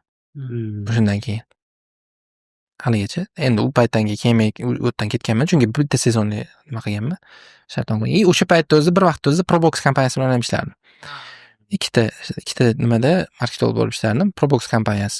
Qarang, Proboxgacha o'tishdan oldin bitta umumlashtirib olsak. Mana bitta savol bor edi. Bitta bersam. Hozir SMMdan kelindi-da. Orada Najot ta'limda o'sha marketing media rahbari bo'lindi, keyin bu yoqda mana negativ holatda kelib qoldingiz va narxlar qimmat paytda kelib qoldingiz. Mana shunaqa paytda o'zingiz uchun nimani kashf qildingiz? Marketing bo'limi rahbarida qanaqa ko'nikma bo'lishi kerak ekan, nima skillari bo'lishi kerak ekan? Ungacha o'zi marketing bo'limini qaysidir qismida edim degan anaqalar o'tganmi? Sizdan mana bu narsada kerak ekan. Yoki bilmagan holatlaringiz bo'lganmi, qaysidir instrumentlarni ishlatishdek? Menda doim bilmayman, yoshlikdagi xarakter bo'ladimi? Любой joyga kirsa, o'sha joyga daxldorlik degan hissi ko'p bo'lgan. Bilmadim, onam menga shu narsani nima qilib o'rgatgan. Ya'ni kompaniyaga kirdimmi, kompaniyada hammani rektorning manfaati ham, mening manfaatim ham bir xil. Ya'ni hech bo'lmaganda, mayli men u yerdan ketaman. 2 yildan keyin ketarman, 1 yildan keyin ketarman, lekin o'sha joy rivojlansa, o'sha joyga meni foydam tegsa, qachondir o'shandan keyin ham 2-3 marta qaytishimni so'rashgan. Переговор o'tkazganmiz, lekin shartlarimiz bir-biriga to'g'ri kelmagan. Naqd 3 marta bo'lgan. Ya'ni daxldorlik hissi ko'p bo'lardi. Mana shu narsa bo'lganligi uchun siz aytayotgan narsa menga qiyin bo'lmagan. Ya'ni prosta kirganman, negativ bo'lyaptimi? Xo'p, negativ bo'lyapti. Men paytimda bo'lmagan, lekin men mana shu narsani qilishim kerak. Bekordan bu joyga kelib qolganim yo'q. To'g'rilashga harakat qilib ko'rishimiz kerak. Aytadi-yu, я попадаю, когда бросаю deydi, bitta basketbolistda to'p otsa, sen hamma otgan to'ping tushadi, nimaga tushadi? Otmasam baribir tushmaydi-yu, shuncha otib ko'raveraman deydi-yu. O'zimga cheklab qolmasdan qilib ko'rganmiz. Ko'raverish kerak-da. Ish bergan. Ko'rganmiz. Ish bergan. O'zimni shu kompaniyaga daxldor deb his qilganman, aloqador deb. O'sha paytda ular meni his qilmasin, mayli, menga farqi yo'q. Men o'zimni shunaqa his qilay. O'zim his qilaman. O'zimni shunaqa his qilib, shu nuqtai nazardan qaraganman. Ish bergan. Hozir mana ikkita korxonada ishlab ko'rdingiz-da, marketing bo'limi rahbari bo'lib, ana kuni bir mutaxassis bilan gaplashdim. Har qanday top korxonalar bilan ishlaydida. Nega aka domma agentlik qilmayapsiz degan savol menga o'zi ko'pchilik beradi deb o'zlari ko'tarib qo'ydi. Har qayerda dedim, nimaga qilmaysiz demdi. Aka deyaptilar, mutaxassislarning ichida bitta narsa bor-da, ya'ni ikkita loyihasi bo'ladi. 3ta bo'lganda o'qitdi, men o'sha agentlik qilishim kerak ekan deydi. Nechtadir jamoani yoniga to'playdi-da va u Bitta loyihasi chiqib ketsa ham seziladi moliyasiga, ko'p bankrotliklar shu holatga kelib qoladi. Shu narsa bo'lganmi, bo'lmaganmi? Agentlikni maqsadi bilan frilanser bo'lib 2-3 ta loyihani ishlashdagi maqsad boshqachada. Frilanser bo'lib 2-3 ta loyiha ishlayotgan paytingizda siz yana bitta loyiha olish haqida o'ylamaysizda, ana korxonani rozi qilishni o'ylaysiz. Lekin agentlik qurgan paytingizda siz yangi klient topish haqida o'ylaysizda, o'sha orqali aynan. Ba'zi agentlarlar bilaman 200-300 ta brend bilan ishlaganmiz deydi-da. Qanaqa qilib ishlagan shuncha brend bilan? Men rostdan hayron qolaman. Masalan, men o'zim ishlaganman degan loyihalarim ichida ham masalan boshqa ishlagan loyihalarim bo'lgan, lekin bekor ham ishlayapman deganman. Chunki nimaga? Men ular kutgandek qiymat bera olmaganman o'sha paytda. Nimaga? Boshqa narsalar sabab bo'lib qolganda, boshqa loyiha bilan ishlayotganligim. Bu agentlarning o'sha paytdagi maqsadi shunaqa bo'lganda, ko'p klient topish bo'ladi deb. Albatta, chunki agentlik o'z nomidan biznes u. Boshqa nima topish kerak? Endi hammasi ham unaqa demoqchi emasman. Meni nimam shunaqa, lekin agentlik qilish haqida nima qilmaganman. Orada o'y fikr bo'lib qolmagan. Yo'q, o'zi ikkita o'sha loyiha bilan ishlaganman. O'zi o'sha yetib borgan. Ikkita emas, даже shundan keyin 4 tagacha ham chiqqan. Prosta har bittasini alohida, qozon alohida edi. Komandasi alohida bo'lardi. Bu aslida yaxshi, mutaxassis pozitsiyasida ishlab ko'rish ham yaxshi.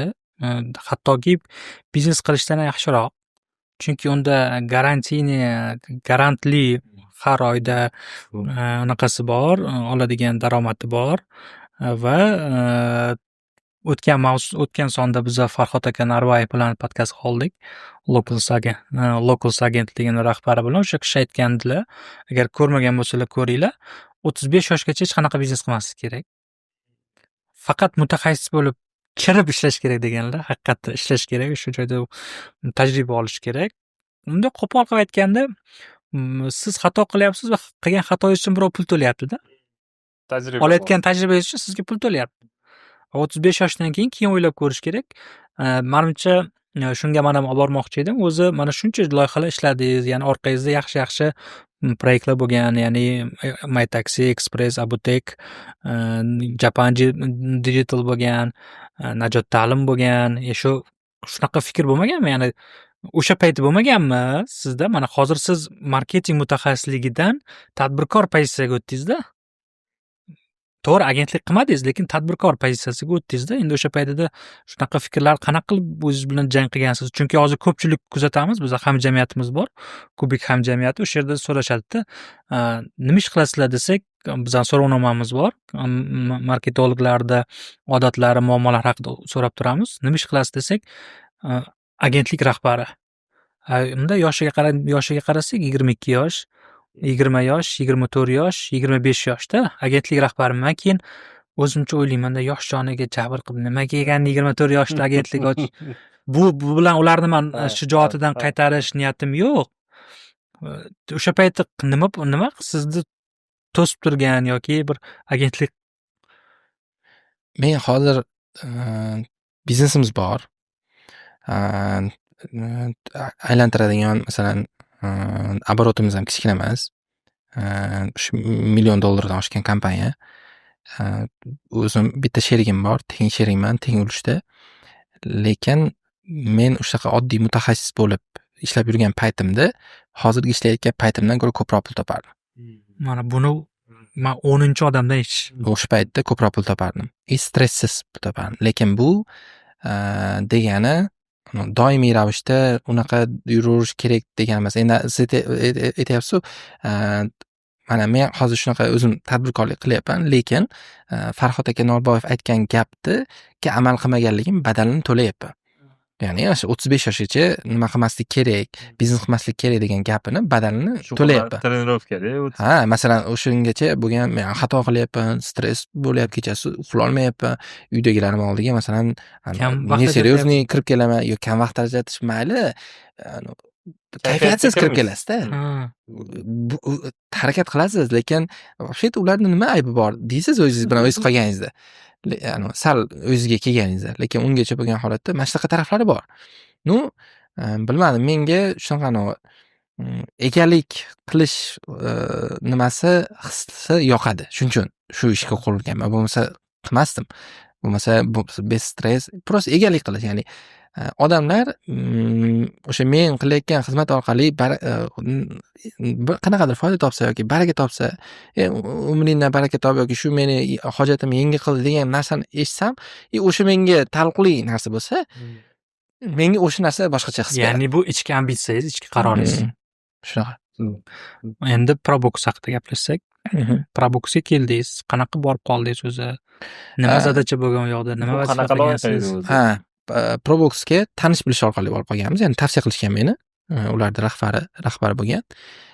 Ma'lumot sifatida men hozir ular bilan ishlamayman, lekin men shu paytgacha ko'rgan yaxshi rahbar deganlarimdan bittasi o'sha yerda rahbar bo'lgan.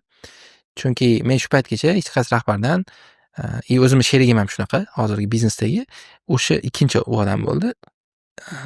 Ana u bolani yoki mana ular olayotgan oilaga kam bo'lib qolmayaptimi? Puli yetyaptimi ish qilib o'ziga?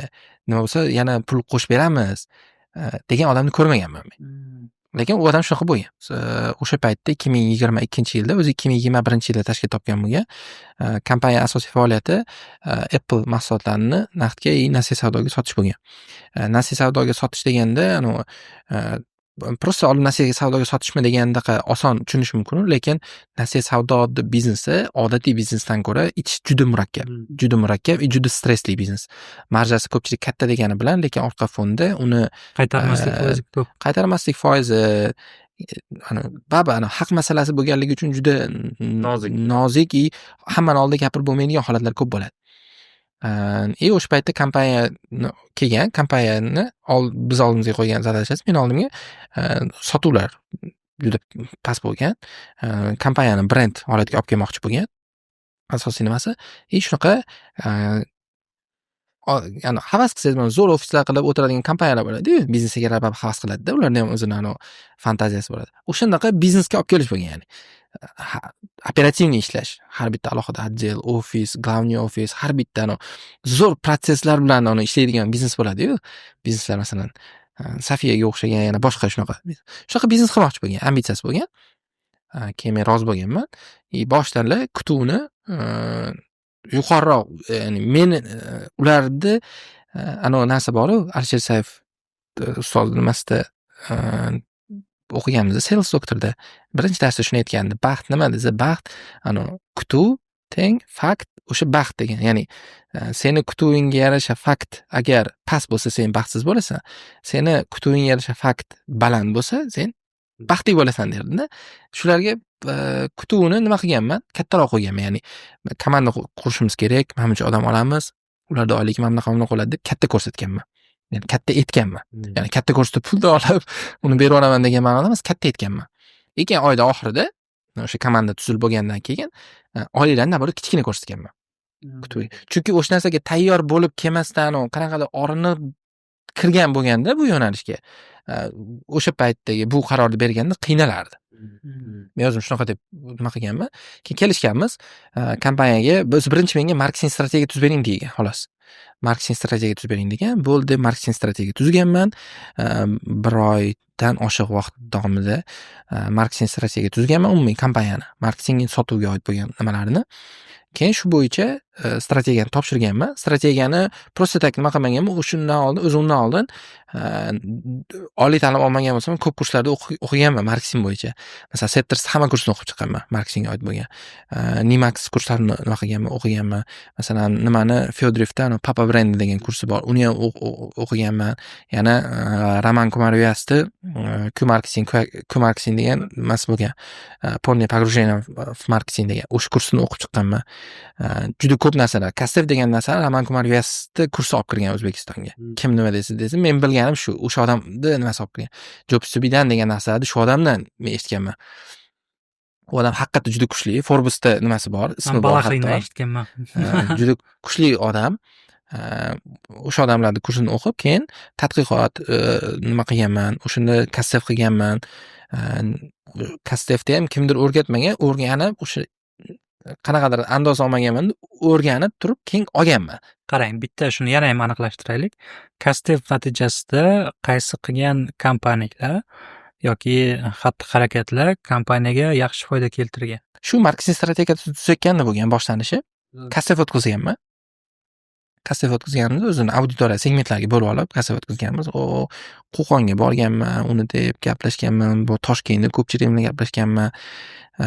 Keyin shunda bitta xulosa olganman. Kompaniya Apple mahsulotlarini sotadi, nasiyaga sotadigan bo'lganligi uchun odamlarda bu narsani olish orzu Apple produktini olish. Ya'ni muvaffaqiyatli bitta nimasi bu ham. O'lchovi Atributi. O'zbekistonda shunaqa Apple produksiyasini bo'ladi. Rostdan chunki arzon emas o'zi. Keyin odamlarda orzu bo'lgan. Keyin kompaniya buni imkoniyatini qilib beryapti. Keyin o'shanda o'zimizga slogan topganmiz. Marketing strategiyani shuni atrofida qurganmiz. Shu g'oya atrofida bo'lgan. Slogan qanaqa bo'lgan? Превращение воображения в действие deb bo'lgan. Превратите воображение в действие bo'lgan. Ya'ni tasavvurni imkoniyatga aylantiring degan. Buni ko'p kompaniyalar keyin o'sha biz yo'nalishda ishlaydigan boshqa nimalar reklamalarda shu gapni ishlatgan. Biz shuni topganmizda, biz ular odamlar tasavvuri biz imkoniyat beramiz ekan, возможность beramiz ekan deb keyin strategiyani shu atrofida qurganmiz. Kompaniyani masalan content strategiyasi qanaqa bo'ladi, YouTube'dagi strategiyasi qanaqa bo'ladi, yoki masalan targetdagi qanaqa nima strategiyasi bo'ladi, sotuvda qanaqa bo'ladi, masalan masalan yangi keyin do'kon ochganimizda ham shunga e'tibor qaratganmizda. Ikkinchi filial ochilganda. Keyin shuni atrofida Kassevdan kelib chiqqan shu. Keyin yana bitta bu endi sal oxirrog'ida bo'lgan-u, Kassev olganimda shu xulosa kelgan. Odamlar bitta gap o'quvdim. Odamlar mahsulotlarni sotib olmaydi, har doim ijaraga oladi.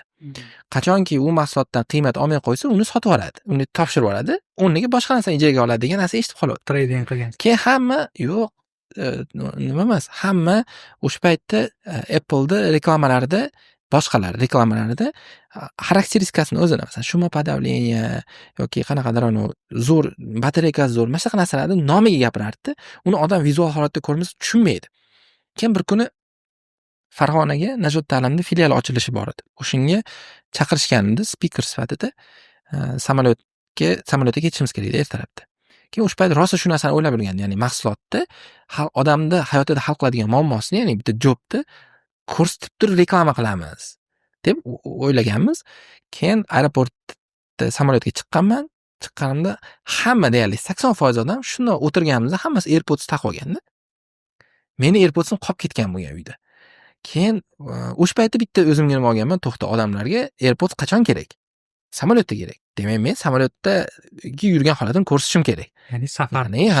Oladi shunda. Chunki ularda mana shu narsani muammosini hal qilyapti. Muammosini hal qilyapti.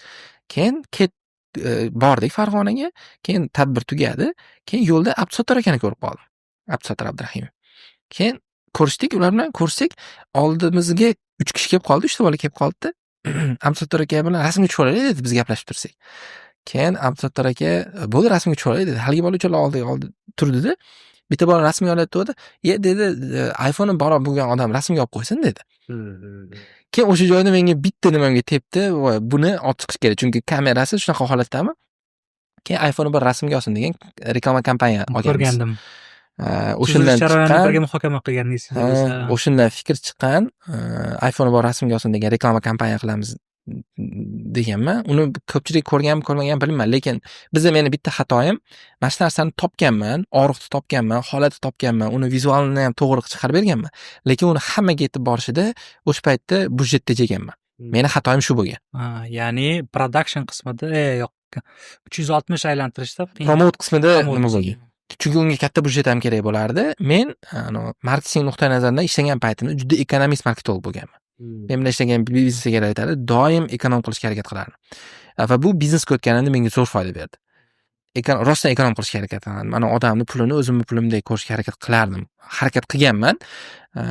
Qaysi bir joylarda, yo'q, to'xtang, buni bunaqa beramiz, buni bunga ishlatamiz, yo'q, bu hal qiladigan muammoni o'zim qildiraman mana shu narsaga.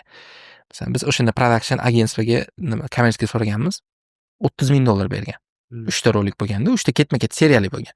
Bittasi universitetda bo'lgan, bittasi to'yda bo'lgan, to'yxonada, bittasi tog'da bo'lganda. Tog'da bo'lgan. Ya'ni to'yda hamma o'ynayapti, bolalar to'plan keling rasmga tushamiz desa, iPhone'i bor rasmga olsin deydi. Hali bir xafa bo'ladi. Xuddi shu. Keyin oxirida eng yaxshi xotiralar, eng yaxshi smartfon bilan. Eng yaxshi, eng qulay muddatli to'lov esa Probox bilan deb turib, slogan ketgan shunda. Lekin shunda ham bitta xato qilganman. O'zim keyin bilganman. Reklamada men eng so'zini ishlatib qo'yganman. Mana shu meni xatoyim bo'lgan. Eng Eng so'zini degan so'z ishlatish bo'lmaydi-da. mumkin emasda o'zi. Ya'ni bu taqqoslashda endi. Balki o'sha payt beraverganimda masalan korzinka ham yutib chiqdi sudda. Masalan, o'sha paytda lekin menda uni u holat bo'lmaganda. Menda qo'rquv bo'lgan, kompaniyaga qanaqadir zarar tegib qolmasin deb. Xushnudbekga shu Xushnudbek kanalida o'sha talabalar versiyasini reklama qildiraman deganimda olmagan. Eng yaxshi so'zi bor ekan, bu mumkin emas degan. O'shunda qolib ketdi. Lekin boshqa joylarda aylangan, odamlar zo'r qabul qilgan. Brend imij nuqtai nazaridan yaxshi nima bergan. Keyin boya aytgandim, $30,000 komissiya berdi. Men o'shuni $4,500 oldirganman keyin. 3 ta reklama nimani. Juda nima qilardim? Ekonom qilardim. Shoperlik ham o'zim qilganman. Bolalarga ovqat olib kelib berish, hamma narsasini o'zim. Polni komandani ishlatardim lekin. Marketing, sotuvdagi hammani ishlatardim. Kompaniya manfaati, oylik olyapsanmi? Davay qilamiz hamma. Orqadagi backgroundga tushib beradigan nimalar bo'ladi-yu, masovkaga. Masovkalarga ham olganman. Byudjetning asosiylariga pul olib keltirganman, lekin ularga kim ko'radi? Unga pul olib keltirmayman. Menga ko'proq olma daraxti pishmaydi. Uni ham olganmiz keyin. U ham bitta nima bo'lgan? O'sha Apple deganda ko'pchilik olmani nazarda tutadi. Masalan, Google Apple deb yozsangiz ham o'z aslida olma chiqib keladi-yu. Hozir lekin Apple'da sayt chiqib keladi. Shu bitta rolik olganmiz, reklama rolik. Olma daraxtiga polni Apple produktlarini osib chiqqanmiz. Bitta bu qo'y selar ham bo'ladi. Videosini tashlab beraman. Bunaqa qo'yib qo'yamiz. Olma daraxti topganmiz, izlanib yurib, o'zim izlab topganman. Prosta bu narsani olishga menga nima sabab bo'lgan desa, qaysidir ma'noda o'zim ichimdagi menim ham ta'sir qilgan. Ya'ni men mana shunaqa portfoliyomda mana shunaqa ish bo'lsin degan narsa ham bo'lganda, keyin lekin kompaniyani nimasi ham bunga tayyor bo'lgan. Apple qurilmalarini qo'lga kiritish endi daraxtdan olma uzgandek oson. Probox tasavvurni imkoniyatga aylantiring.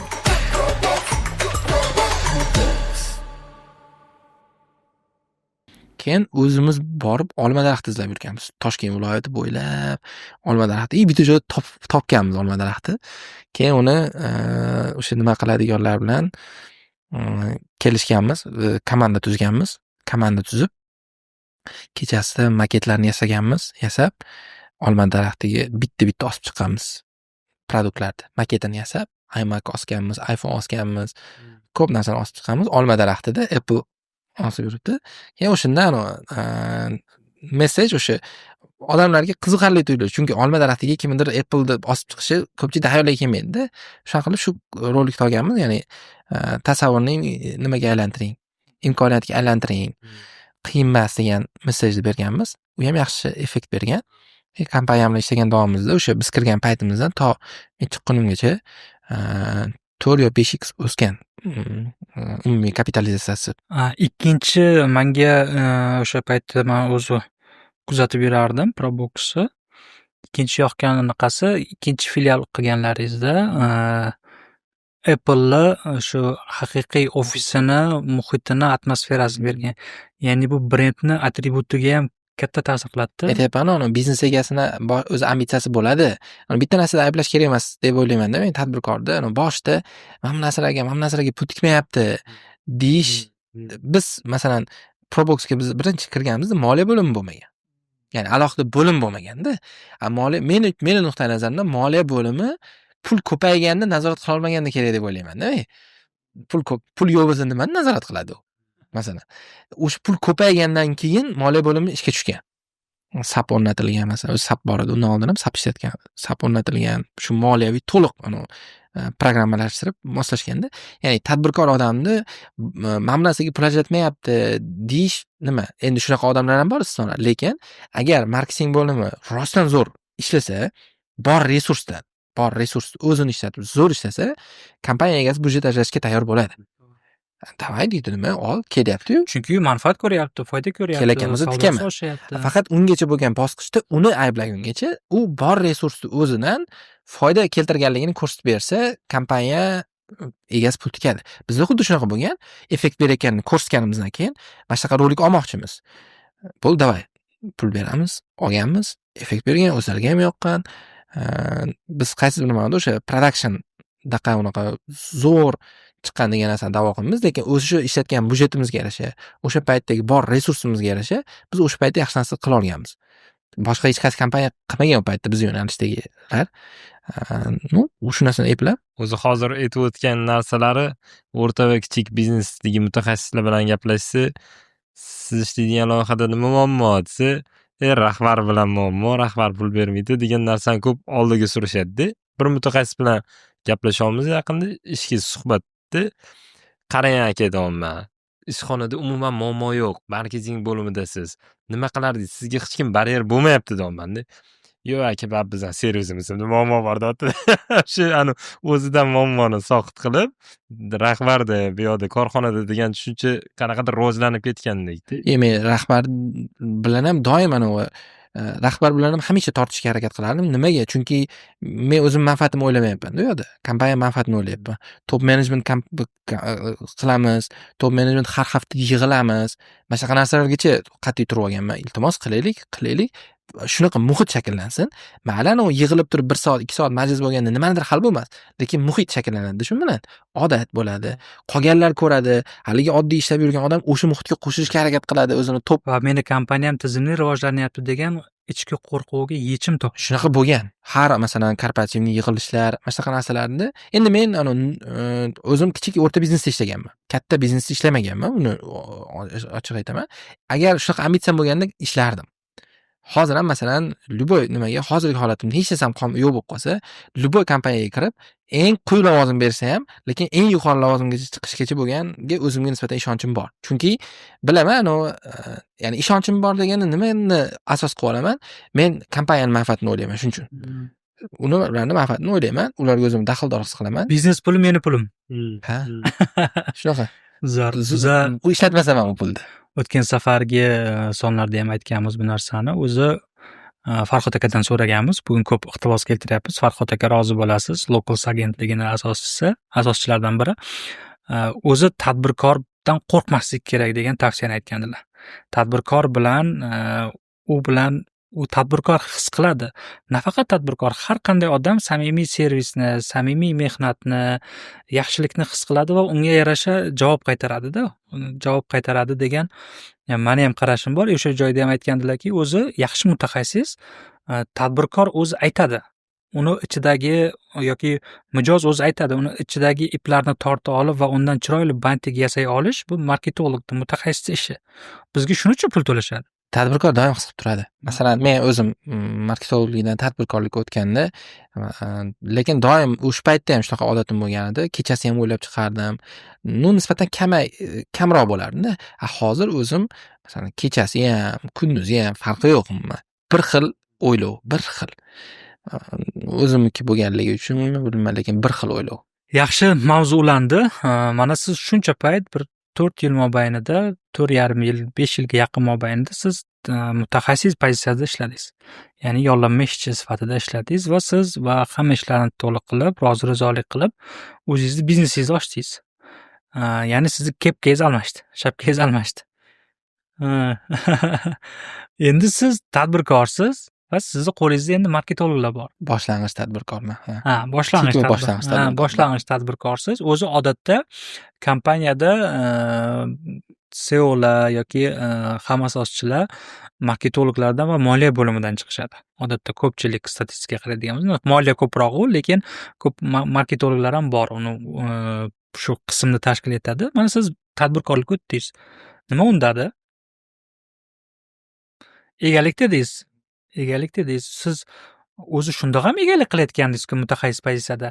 Egalik deganda meni pulim unaqa daxldor bo'lib egalik qilayotgandingiz-da. Yana nima faktorlar bo'ldi? Va menda ham ikkita gipotezalar bor. Sizdan keyin men harakat qilaman tushuntirib berishga. Sizni marketing bo'limiga nima zadacha qo'ygansiz? U zadachalarda qanaqa qabul qilib olasiz? Va u sizga xodim bo'lib kelayotgan umuman marketing menejeridan kutuvlaringiz qanaqa? Unda qanaqa ko'nikmalar bo'lishi kerak? Shu o'tganman 2024-yil yanvarda boshlarida o'tganman. 2024da, 2023-yil dekabrda o'sha hamma narsa tugagan, meni nimamga oid bo'lgan. Yollanma xodim bo'lib ishlashda. Boya aytdim-ku, odam qanchadir odam uni e'tirof etgani sari o'zini haq deb o'ylab, odamni egosi kuchayib ketib qoladi-yu. Menda ham o'shaqa kuchayib ketib qolgan paytlari ham bo'lgan. Mana shuni ham bir faktor sababi bor, ya'ni kimdandir buyruq olmaslik, o'sha jonga tegdi. Nima qilaman yana birovni nimasiga qarab degan narsa ham ta'sir bo'lgan. Isbotlashdan. И bu yog'iga o'sha ambitsiya, o'sha nima desa bo'ladi? Bilmadim. Bo'ladi-yu. Kimdir farzandi qanaqadir chempion, olimpiada chempioni bo'lsa yoki qanaqadir borasida chempion bo'lsa, ota-onasi rosa faxrlanib o'sha qilib beradi-yu. O'shanda farzandlar qancha ko'p bo'lsa shuncha yaxshi-da. Menikini ambitsiyam shunaqa bo'lgan. Ya'ni xudo xohlasa hozir yana boshqa proyekt ustida ishlashni boshlaganmiz. Men unaqa nimalik tarmoqlik ko'p tochkalari bor bo'lgan shunaqa bizneslarni boshqarishni yaxshi ko'raman-da. Ya'ni shunaqa biznesim bo'lishini nima qilganman. Hozir shunaqa biznes qilishni boshlayapmiz. Aytmayman uni qanaqa yo'nalishligini. Bu men o'zi biznes nuqtai nazardan bundan keyingi tendensiya har qanaqa bizneslar узкий направление bo'yicha ketadi deb o'ylayman men. To'g'ri. Masalan, kofelar ketgan. Biz Probox'da o'sha payt ishlaganimizda bizdan tashqari ikkita yoki uchta brend bo'lgan. Malika bozoridan chiqib o'zi brend sifatida узкий qiladigan. Bu ko'payib ketgan. Masalan, Safiya ham olib qarasangiz, o'z tagini olib qarasangiz, oddiy любой joyda shirinlik bor-da. O'zini узкий qilib tochka sifatida nima qilgan, Starbucks qilgan, yana boshqa kompaniyalar o'zini узкийlash. Men o'ylashimcha bundan keyingi bizneslar ham shunaqa узкиylashib ketaveradi. Masalan, korzinka qilgan, alohida oziq-ovqat sifatida, masalan, kitob do'kon, faqat kitob. Masalan, men ham o'zimning shunaqa nimam bor. Hipotezam bor. Shuni ustida hozir ishlayapmiz.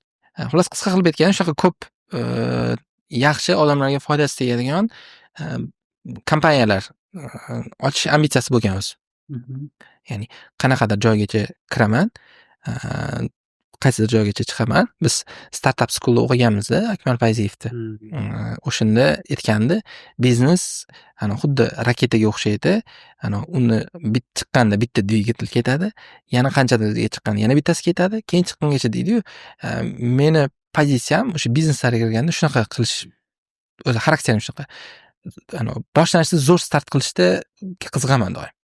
Ungacha bo'lgan protsesslar, o'zim har bitta nuqtalargacha qilib, undan keyingi qanaqadir bosqichga kelganda o'zi davom ettiraveradi. Men o'zim boshqa yo'lga o'tib ketaman. Qaysidir ma'noda bilmayman, balki Jahongir Ortiqxo'jayevdan ilhomlangandirman, boshqa muhit sabab bo'lgandir. Shu uchun biznesga o'tishga harakat qilganman. Zo'r.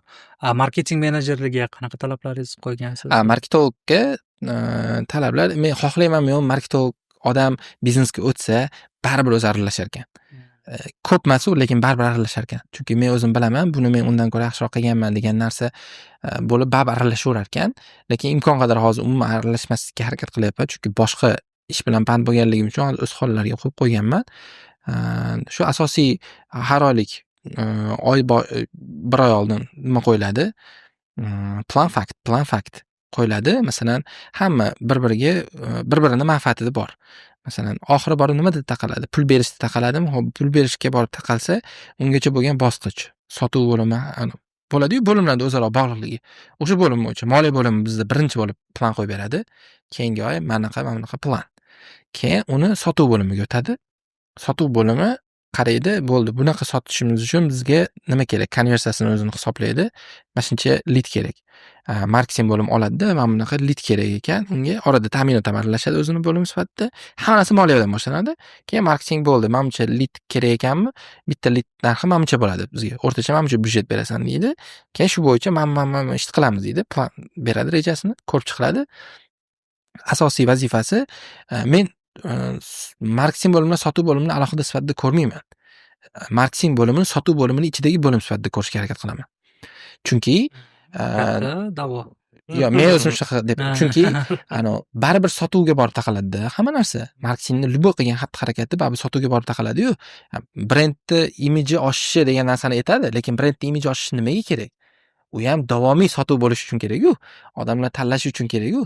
Men o'zim bilgan, o'zim eshitgan aksar ko'p katta kompaniyalarda boshqa chet elda, O'zbekistonda emas. O'zbekistonda emas. Yo, просто fikrim oxiriga foyda olishga deylik. Nima deb? Foyda olishga deb o'zgartiraylik shuni. ya'ni foyda olishga deganda Har doim ham sotuv foyda keltirmasligi ham mumkin-da, u zararga ham ishlashi mumkin. Sotuv oxirgi nuqta emas u demoqchiman-da. produktlarga borib taqaladi-da, u produktga borib taqaladi-da. Lekin baribir o'sha ambitsiya baribir pulga borib taqaladi-yu. Ya'ni baribir sotuvga qilib taqaladi-yu. Agar pozitsiyasida fikrlash. yo shunaqa. Chunki bosh qop tik turmaydi-da. Baribir borib sotuv nima odam ham masalan men birorta kompaniyaga kimdir kirsa, masalan endi bu sohaga kirib kelgan odam, men srazi masalan tadbirkorga ekstremniy yechim kerakda, srazi pojar bo'lib yotgan yechim kerakda. Kasif qilib olay, aniqlab olay, mana bu strategiyani tuzib olay degan narsadan ko'ra, prosta o'sha paytdagi vaziyatni ko'rib, nima vaziyat hozir? Umuman call centerga telefon bo'lmayapti deyapti u odam. Xo'p, tushunarli. Call centerga telefon bo'lish uchun ularni band qilib qo'yish uchun nima qilish kerak? Marketing bo'limi qolgan bo'limlarni band qilib qo'ysa, agar bo'sh qilib qo'ysa, doim hammaning ishi marketing bilan bo'ladi. Agar marketing bo'limi qolganlarni band qilib qo'ysa, hech kim umuman ishi bo'lmaydi. Chunki o'zi bilan o'zi band bo'ladi-da. Men o'zim juda ko'p o'zimni holatimni ishda ko'rganman. O'sha paytda prosta 5-6 ta kreativ olsin. Masalan, kreativ tayyorlatsin, bitta targetni o'qib 2 soatda yoqib yuborsin. O'zini eski opiti bo'ladi-yu, baribir tajribasi bo'ladi-yu. O'shani tadbirkorni kunlik davomida zvonok bo'lib turganligini, hech bo'lmaganda muammo nimada deganda, bular bilan gaplashing degan narsa kimgadir yo'naltirish uchun ham uni band qilib qo'yish kerak. Keyin bu yoq davom etaveradi. O'zingiz bilgan boshqa kompaniyalar olib qarasangiz ham tarixiga yoki u uchun juda katta investitsiya bo'lish kerak. Bunaqa narsaga ko'nish uchun. Ichki qaror bo'lishi kerak. Bir katta puli bo'lish kerak. Bemalol Resurs yeta olish kerak. resursiga Bizda aksariyat hollarda 90%, 80% holatda bizda bozor kichik va o'rta biznesdan iborat. Ya'ni ular shu yerda va hozir prinsipiga amal qilishadi va hozirda o'zida qilishadi. Yaqinda yana shu savol bo'yicha bir yaxshi ustozdan so'radimda, o'zi qachon strategiya kerak, qachon kreativ kerak. O'zi Maslow piramidasi bo'yicha yaxshi tushuntirish bor. Qachon birlamchi ehtiyojlarni qondirsa, keyin odam missiya haqida, maqsadlar haqida yoki boshqa narsalar haqida o'ylaydi. Aytganingizdek, och qoringa ilhom kelishi, kreativ kelishi borgan sari qiyinlashib birov rahmatga ishlamaydi-da. Masalan, siz ham rahmatga ishlamaysizda. To'g'ri. Agentsiyada rahmat yoki mamlakat xayriya bo'lyapti. U uchun emas-da, baribir Savob uchun masjidda ishlash kerak. yoki uyga borganda odamni quloqsiz ishlaydigan odamni uydagilari kutib turgan bo'ladi-da. Majburiyat. Shuning uchun baribir boshlanishiga birlamchi holatda o'shani davomiy sotuvni ta'minlab qo'ymagungacha qolgan narsalar biznesmenga ortish ishday tuyulaveradi. Sizga bildirmasa ham ortish ishday tuyuladi. Undan ko'ra mana shuni ta'minlab qo'ygandan keyin qilsa bo'lmasmidi? Moliya bo'limidan xohlagancha pul olmaydimi shunda? deydi. Chunki biznesmenda ham, tadbirkorda ham ezadigan nimalar bo'ladi-da. Biz mana shu joyda aytib qo'yamiz. Kompaniyani tashkil qilganmiz. Marketing menejeringiz. Mana kompaniya tashkil qilgan bo'lsak, biz kompaniyani tashkil qilganimizdan beri 1 yil ichida 4 baravarga o'sdik o'zimiz. Va bu bizni bozordagi sharoitlar shunga yordam berdi. Odamlarning ruhiy holati hozirgi paytdagi kayfiyatda juda ko'p omillar bor. Bizni o'sha joyi nuqtasiga tushib qilgan ishlarimizda masalan. Bu ham qanaqadir noodatiy ish emas. Yangi Amerika kashf qilganimiz prosta ishlaydigan instrumentlarni yaxshiroq qilib ishlashga harakat qildik va shunda jamoa a'zolariga aytganman boshda. Biz aytadi-yu, biznesda birinchi bosqichda xuddi voleybol sifatida o'ynash kerak. To'p tushib ketmasa bo'ldi. Biz xuddi shu prinsipga amal qilganmiz. Akalar, to'p tushib ketmasa bo'ldi. Marketing bo'limi ham, sotuv bo'limi ham, ta'minot ham, moliya ham iltimos to'p tushib ketib qolmasin, sizlarda deb yutqizib qo'ymaylik. Ya'ni maqsad u paytda tirik qolish. Ya'ni bozorga ozgina kirib o'rnashib olish. Ikkinchi maqsad ehtiyojlarni har oylikda to'g'rilab olish. Va tizimlashtirish ham o'sha narsalar bo'lgandan keyin bo'ladi. Kompaniya, lekin men o'zim bu yo'nalishda tajribam bo'lganligi uchun boshlanishida o'sha standart qilmasa bo'lmaydigan ishlarni qilganman. Kompaniyani o'zining ichki ERP'sini qilish, kompaniyani CRM'ini qilish, o'zining ichki CRM, uni bir-biriga integratsiya qilish, qolgan bo'limlarni o'zaro integratsiya bu narsalarni qilganman. Lekin to'liq masalan kimdir tekshirib kelsa, sizni masalan qanaqadir kattaroq mutaxassis tekshirib kelsa, ustingizdan kulmaydigan darajadagi ba'zi narsalar bo'ladi-yu, men unaqa deb javob bera olmayman-da. Chunki kompaniya endi 1 yoshga to'ldi. xuddi kichkina boladan men hozir yugurishini Endi atak-chechak ha, qilyapti. unga masalan osh yedirish hozir noto'g'ri bo'ladi-yu birdaniga. Bizda ham xuddi shu kompaniya nima bo'lmasin, voleybol to'p tushib ketmasin. Ikkinchi bosqichda mana bu yilda xudo xohlasa shu holatdamiz hozir. Endi уже nimaga o'tamiz hozir? Akademический operativniy Korporativniy ya'ni har bitta bo'lim, lavozim, yo'riqnoma, majburiyat. U birinchi endi tashkil topgan biznes umuman qiziq emasda. Bor nima deyapsan deydi ichida. To'g'ri, siz yuzingizga yetmaydi. Meni bitta nima zo'r gap aytgandi nimada? Podkastda aytgandi. Fidapda asoschisi bor-ku. O'sha akani bitta gapini aytgandi. Men u gapini shunga moslaganman o'zim. Aytadi-yu, o'zing rivojlanib ketib qolib, uydagilar rivojlanib ketib qolsa, rivojlanmay qolib ketsa qiynalasan. O'zing bilan birga uydagilarni rivojlantirgin, toki uni bir-biriga dunyoqarashini to'g'ri kelsin. Do'stlaring bilan ham shunaqa qilgin deydi-yu. Men shu narsani boshqa xodimlar bilan ham qo'llashga harakat qilaman-da. O'sha biznes egasini siz bilan dunyoqarash o'sha paytda to'g'ri kelmagan bo'lishi mumkin-da. Muammo nimada emas. Unda emas. Просто uni o'qigan kitobi boshqa, uni ko'rgan kinosi boshqa, uni yashagan hayoti boshqa. u ham atak qilmayapti u narsani. Bilmagani No, uchun. atak qiladiganlar bor lekin. Unlardan qochish kerak. Yo'q, ular bor, atak qiladiganlar bor. Lekin aksar juda ko'pchilik unaqa qilmaydi. Bilmagani uchun. Bilmagani uchun va u sizni tushunish uchun ham qanchadir period kerak-da. Baribir nechadir oy, yil yoki nimanidir ko'rish kerak. Shunaqa bo'lgan. Marketing bo'limiga asosiy vazifamiz shu bir yilga davomida shu bo'lgan. To'pni tushirib yubormaslik bo'ldi. Endi to'pni chiroyli fintlar bilan Endi bu yilga bu yilga endi qaysi nuqtadan urish, qaysi nuqtadan qabul qilib olishga ko'proq urg'u beryapsizlar. Siz onda trenersiz, harakat jamoa murabbiysiz, to'g'rimi? Ishlaringizga omad. Menimcha maza qildik. Menda savollar qolmadi. Sizda agar savollar bor bo'lsa, yo'q. Zo'r bo'ldi. Endi qisqa unaqaga o'tadigan bo'lsak, marketologda bo'lishi kerak bo'lgan top 3 ta xislat siz uchun. Tashabbuskorlik, и pozitivlik, и oxirgisi sal yurakni keng qilish. Chunki juda ko'pchilikda shunaqa negativlik bor. Men o'zimda ham bo'lgan va men oxirgi payt bu narsani yo'qotishga harakat qildim. Instagramda shuncha bioimga stay positive deb yozib qo'yganman. Hatto shunaqa nima bor, shapka ham kiyib yurganman, stay positive deb. Yurakni keng qilish, gap yana nimadan, Fidapda egasidan bitta nima aytaman, iqtibos aytaman, kengga keng dunyo, torga tor dunyo degan gap aytdi-da. Zo'r gap ekan. Men uni mantiqini har doim ko'ryapman. Agar dunyoga rostdan shunaqa qarasangiz, shunaqa bo'lib qolaverar ekanda. Eshitganmisizlar o'sha narsani? Evis egasi kelib, ikkinchi filialni ochayotganda, Evis juda ko'p filial bo'lgan o'sha paytda.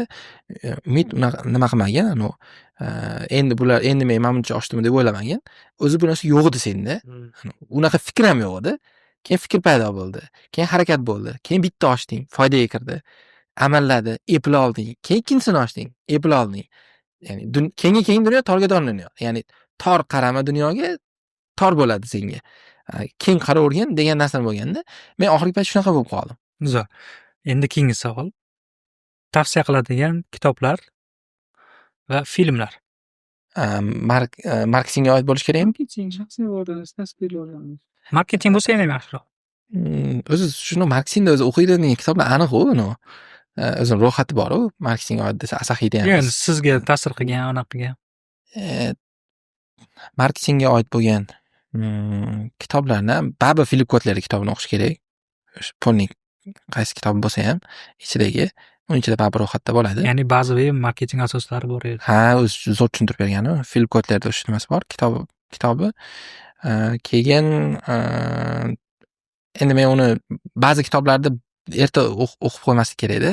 Masalan, men strategiya Galoviy akani bor, o'shani erta o'qib qo'yganman. Hozir o'qisam endi tushunyapman-da. Anavi kitob bor. O'sha kitobni tavsiya qilaman. Al Maktumda My Vision degan kitobi bor. O'sha kitobni tavsiya qilaman. Rostdan zo'r kitob ekan. Filmlardan men to'g'risi chet el filmlarini ko'p ko'rmayman. Serial ko'p ko'raman. bo'lishi mumkin. Serial ko'p ko'raman. Serial Endi uni ko'pchiligi yoqmaydi. Nimani ko'p ko'raman? Turk kurtlar vadisi. Shuni ko'p ko'raman. birdan sezuvdim Bitta Yo'q, ko'p savol ko'raman. bor. Siz 5 yillik yo'lni bosib o'tdingiz marketingda. Mana shu hozir mutaxassis bo'lib turib bizni kuzatayotganligi keyingi 5 yilda nimalarga tayyor tursin marketingda? Men bilmayman hozir. Taxminan mana bular o'zgarishli bo'lishi. Sun'iy intellekt deydi ko'pchilik, lekin baribir o'zgarmaydigan bitta nima, Tendensiya. odamdagi xarakter.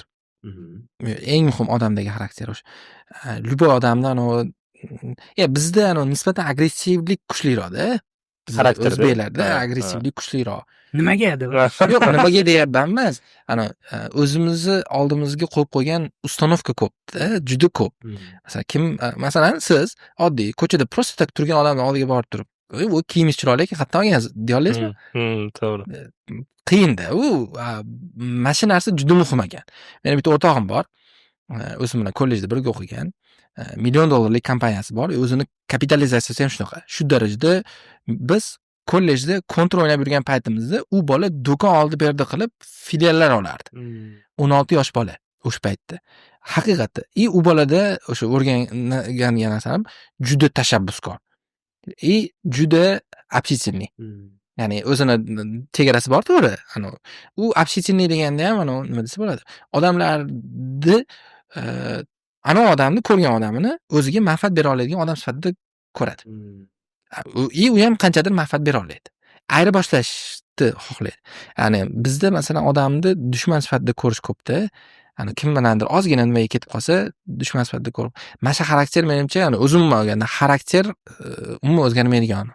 Qanaqadir to'g'ri, sun'iy intellekt degan narsa bo'ladi, boshqa degan narsa bo'ladi, lekin asosiysi xarakter bilan ham. Men shunaqa deb o'ylayman. Bilmayman, qanaqadir Maslow piramidasidan birlamchi ehtiyojlarni qonib olgandan keyin qanaqadir shunaqa falsafa masala narsalarga qiziqib ketib qolasiz ekan. Aniq instrumentlar qoladi. Boshqa unaqalar haqida, ehtiyojlar haqida ko'proq o'ylaydi. Shunaqa. Xo'p, katta rahmat. Yana bir marta taklif uchun. Maza qildik, suhbatlashib. Agar ehtiyojlar haqida gap boradigan bo'lsa, agar sizlarda his qilsanglar, qanaqadir boshinglar shaffof shiftga tekkanini, steklarni patolog deydi, his qiladigan bo'lsanglar, bizani hamjamiyatimiz bor, kubik hamjamiyati bor. Biz izohlarda qoldiramiz. Qo'shnilar, boshqa hamkasbiylar bilan, boshqa bir tengdoshlaring bilan birgalikda biz peer to peer metodini tashkil qilganmiz. Ya'ni aktiv ekan o'sha guruhlar. Juda ko'pchilik yozadi. Siz ham borsiz, juda aktiv. O'shanga taklif qilamiz. Kelinglar, qo'shnilar birgalikda rivojlanamiz. Sizni ishlaringizga omad. Yangidan yangi loyihalar, yangidan yangi manfaat keltiradigan ishlarni amalga oshiring. Charchamang. Taklif uchun rahmat. Sog' bo'ling. Baxtinglar. Sog' bo'linglar.